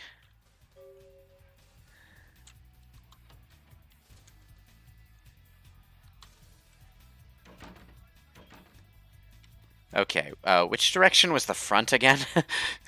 I'm always a little confused about which way I should be heading. Ah, that way. Okay. When I'm up top. Alright.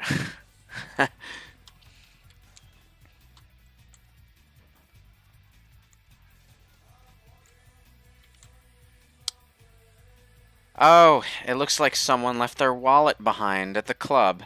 Well, I'm sure no one will miss it. $50. Woo.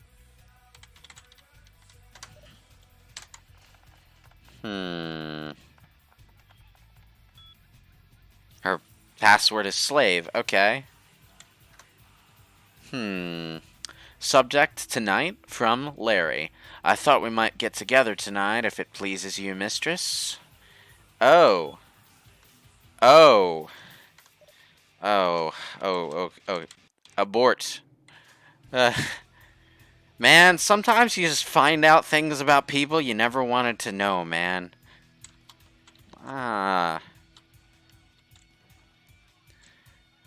This is much better.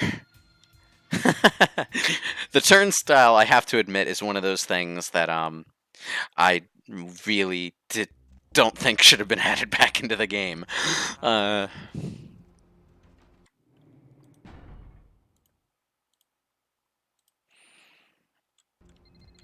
Okay, anyway, Empire Hotel. Nice night out, huh? This is right over here.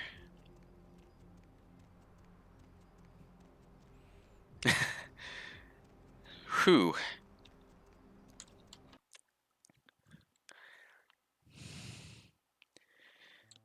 Now, you can sneak your way through this area and talk your way through it and all, but, you know, I just did a whole bunch of sneaking in the parking garage,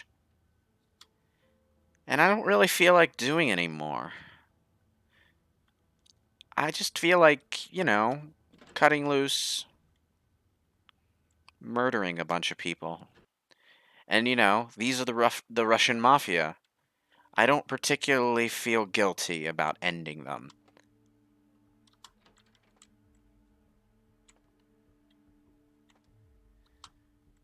But, before we do that, lockpicking skill below difficulty of 7? What is my lockpicking skill? 5.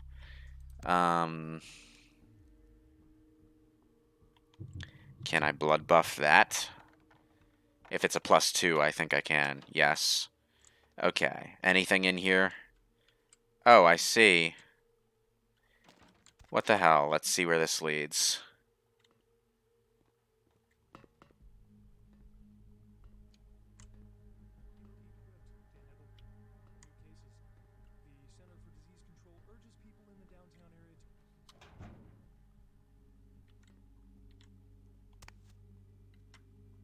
Hello there.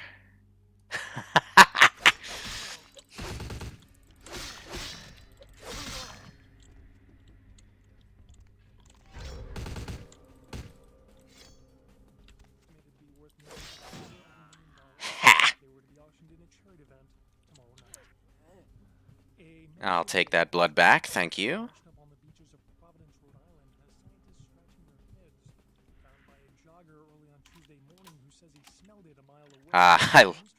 I love brainwipe.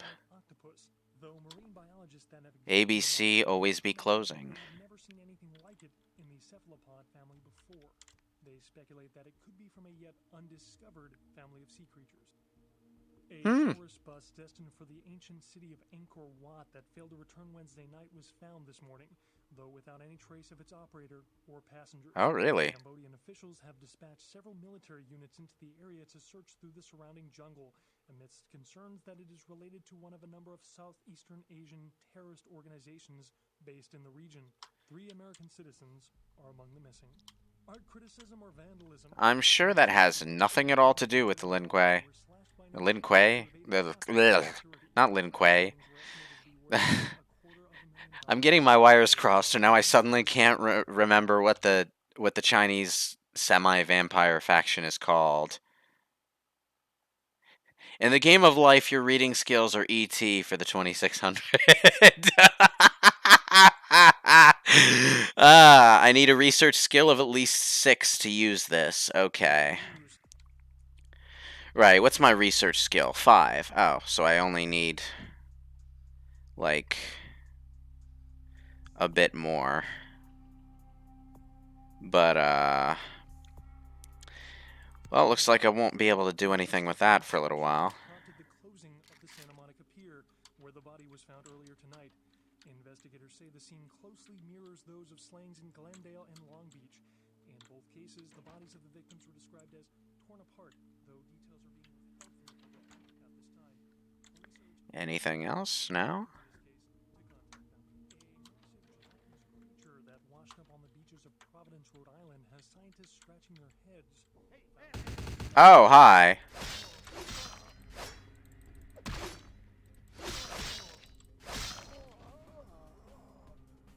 Dead.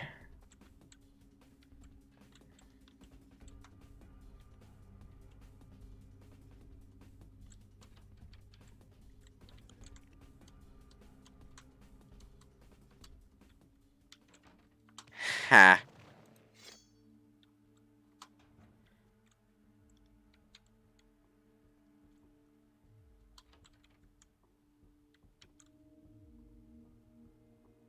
No, no one in there. Alright.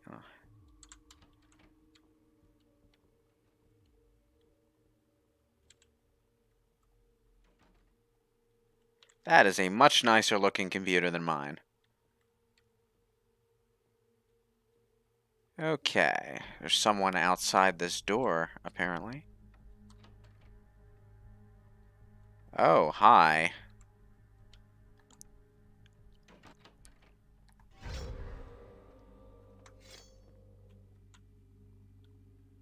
Huh. Can't see me, can ya? Ha. Ah. Sometimes this game really nails what it's like to feel like a vampire. I hope you can pull this kind of shit off in Bloodlines 2. I really do. That guy's just got a knife. I don't care.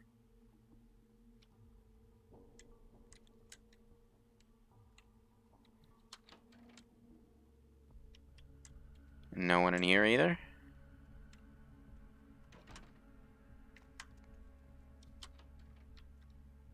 Maybe in the bathroom? No? Okay. Oh, where does this lead? Dude. Why can't I actually get in there?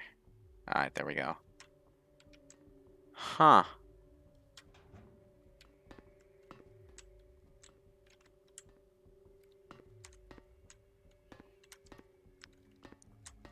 Ugh, this is awkward.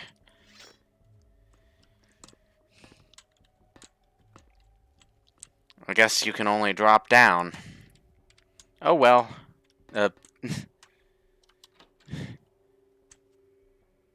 Quaijin, yeah. Oh. I was close. Now, I know, like, the big boss is over in that direction somewhere, but I don't care. I'm gonna kill the rest of his minions first.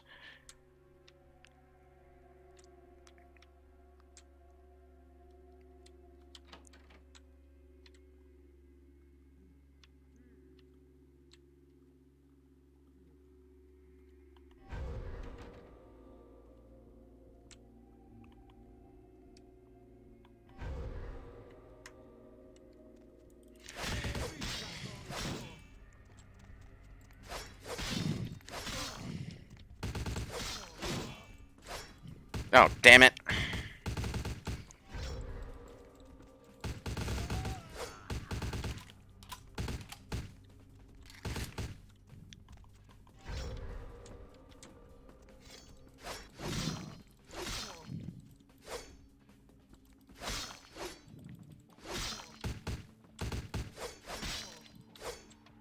Whew.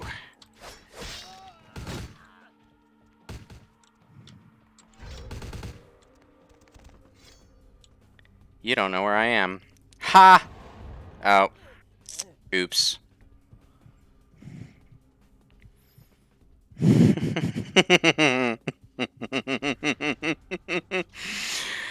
Sometimes you just gotta, you know, let your hair down a little, right?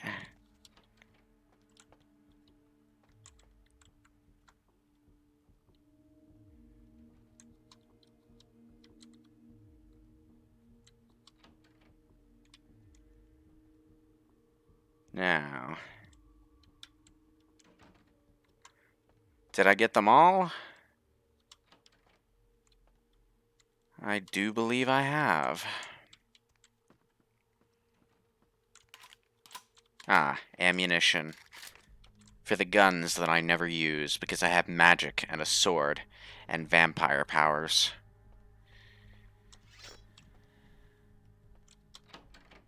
Ah, I've already been this way. Okay.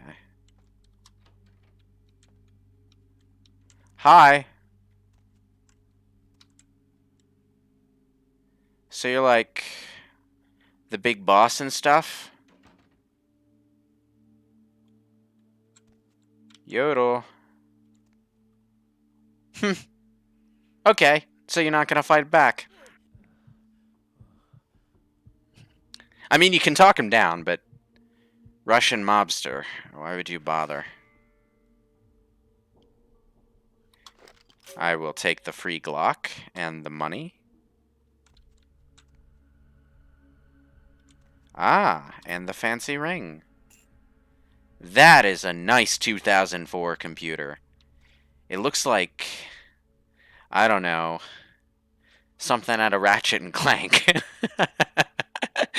Oh, 2 towers, huh? You got yourself a bit of a setup here, don't you? Well, you had yourself a bit of a setup before I murdered your ass.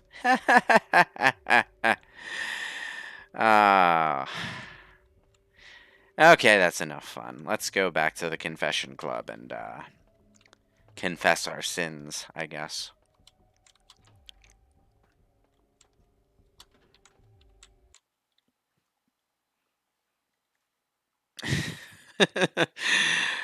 It was good. That was fun.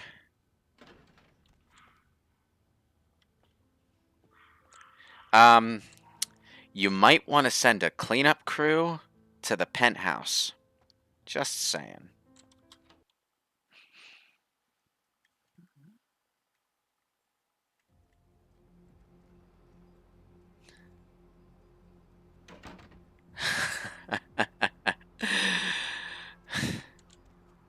Well, we do meet a hacker later on in the Nosferatu town, but I don't think he has that specific computer.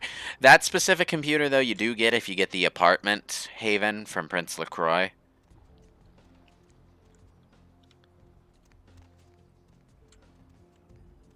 I mean, sometimes you get that computer. Sometimes the desk and the computer are just mysteriously not there. Sometimes the desk is not there and the computer still is. It's not a particularly stable part of the game, that building. There you are. Finished yet? Let's talk in your office. What? Let's talk in your office. Yeah, I can't hear you. Let's talk in my office. That's what I said. You know what? Never mind. Let's just go.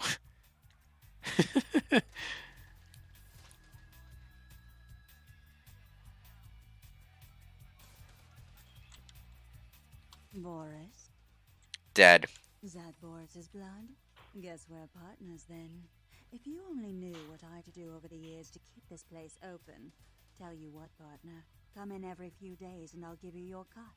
Here's tonight's. I've got some money to make us. I'll hold your share of the profits. Don't forget to drop by and scoop them up once in a while, You'll see me again and often. Don't worry. Goodbye, Venus.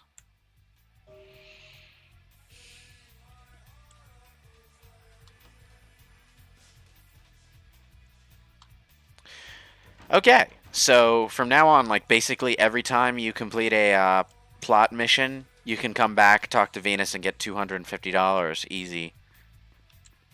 Which basically guarantees that you'll never really be short on money unless you just buy a 70 billion blood packs and constantly need to use them to heal yourself or something. But anyway, yeah. We finished cleanup duty with Fat Larry and the Confession Club, so I'm gonna call the session here. Oh, why is the apartment room so bugged? Yeah, you know what? I might as well talk about that before I end this session, because I actually do need to go up to Skyline Apartments anyway. Let's see. Where did they say? Right, Paul at Skyline Apartments. I'm not sure what apartment room Paul is actually in, though. Huh, did they tell me that? Well, whatever, I don't actually need to find Paul, do I? Wait. Oh, okay, he's in apartment 5. Easy. Right. Oh, hang on. So, the reason this place is bugged is the elevator. In most other places in the game, like the hotel we just left, the elevator is a load screen.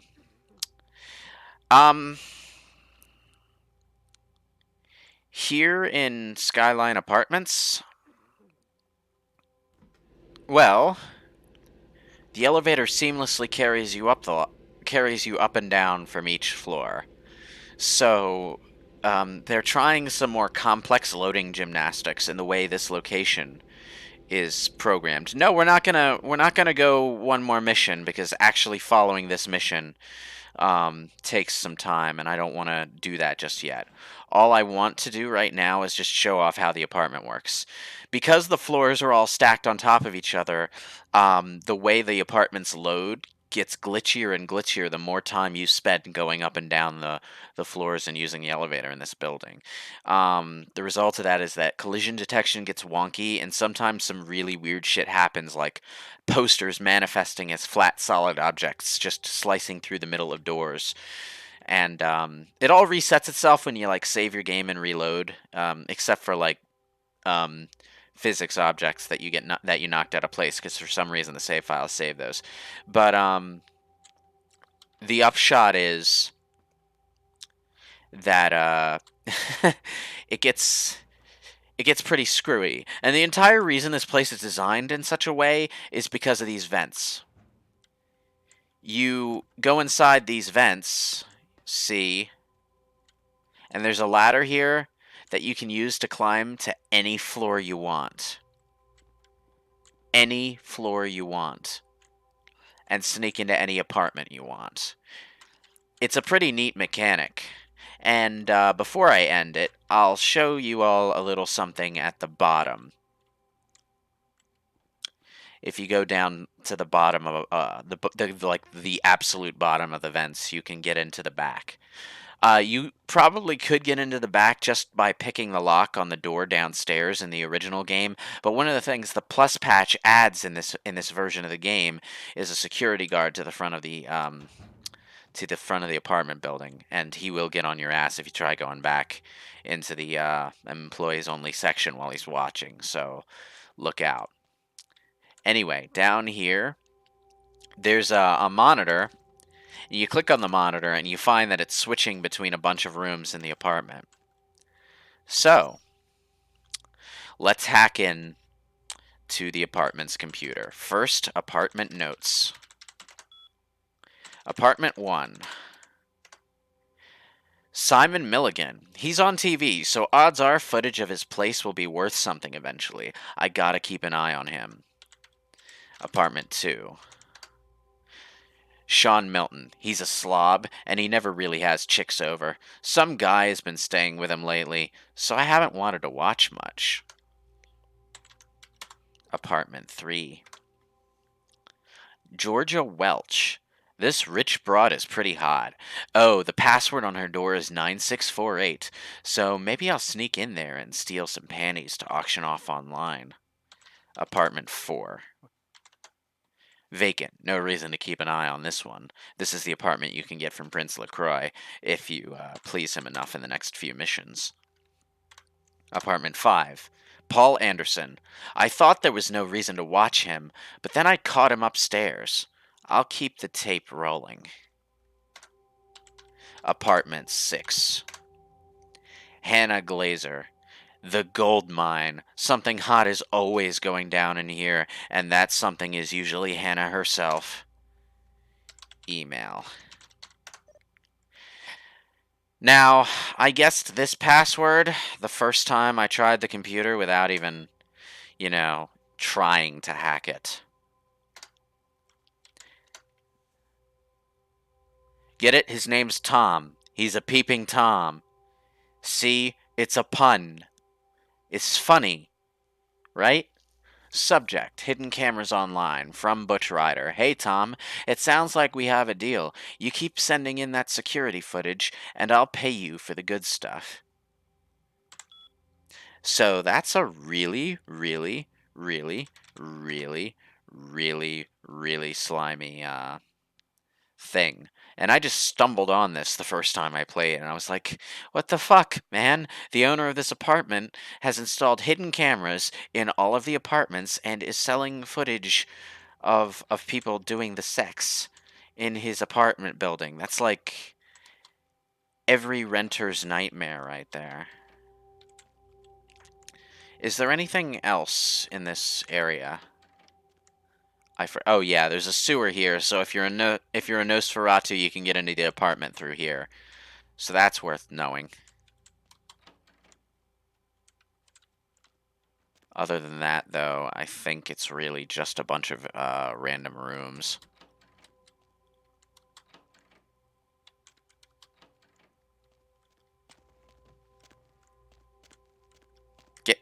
Oh, for fuck's sake. Right. Crouch jump, crouch jump, crouch jump. Alright, I'm going to get back up to Paul Anderson's apartment, and I'll end the session there. 1, 2, 3. Apartment 4 is only blocked off until you unlock Apartment 4.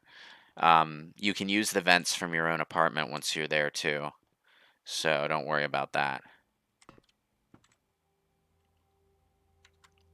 But yeah, we'll pick this up next time with both the quest to deal with the plague bearers, and also, since it's also something that we need to handle here, Mud Hunt. Who's in the second floor apartment, I believe. So I will see you all next time.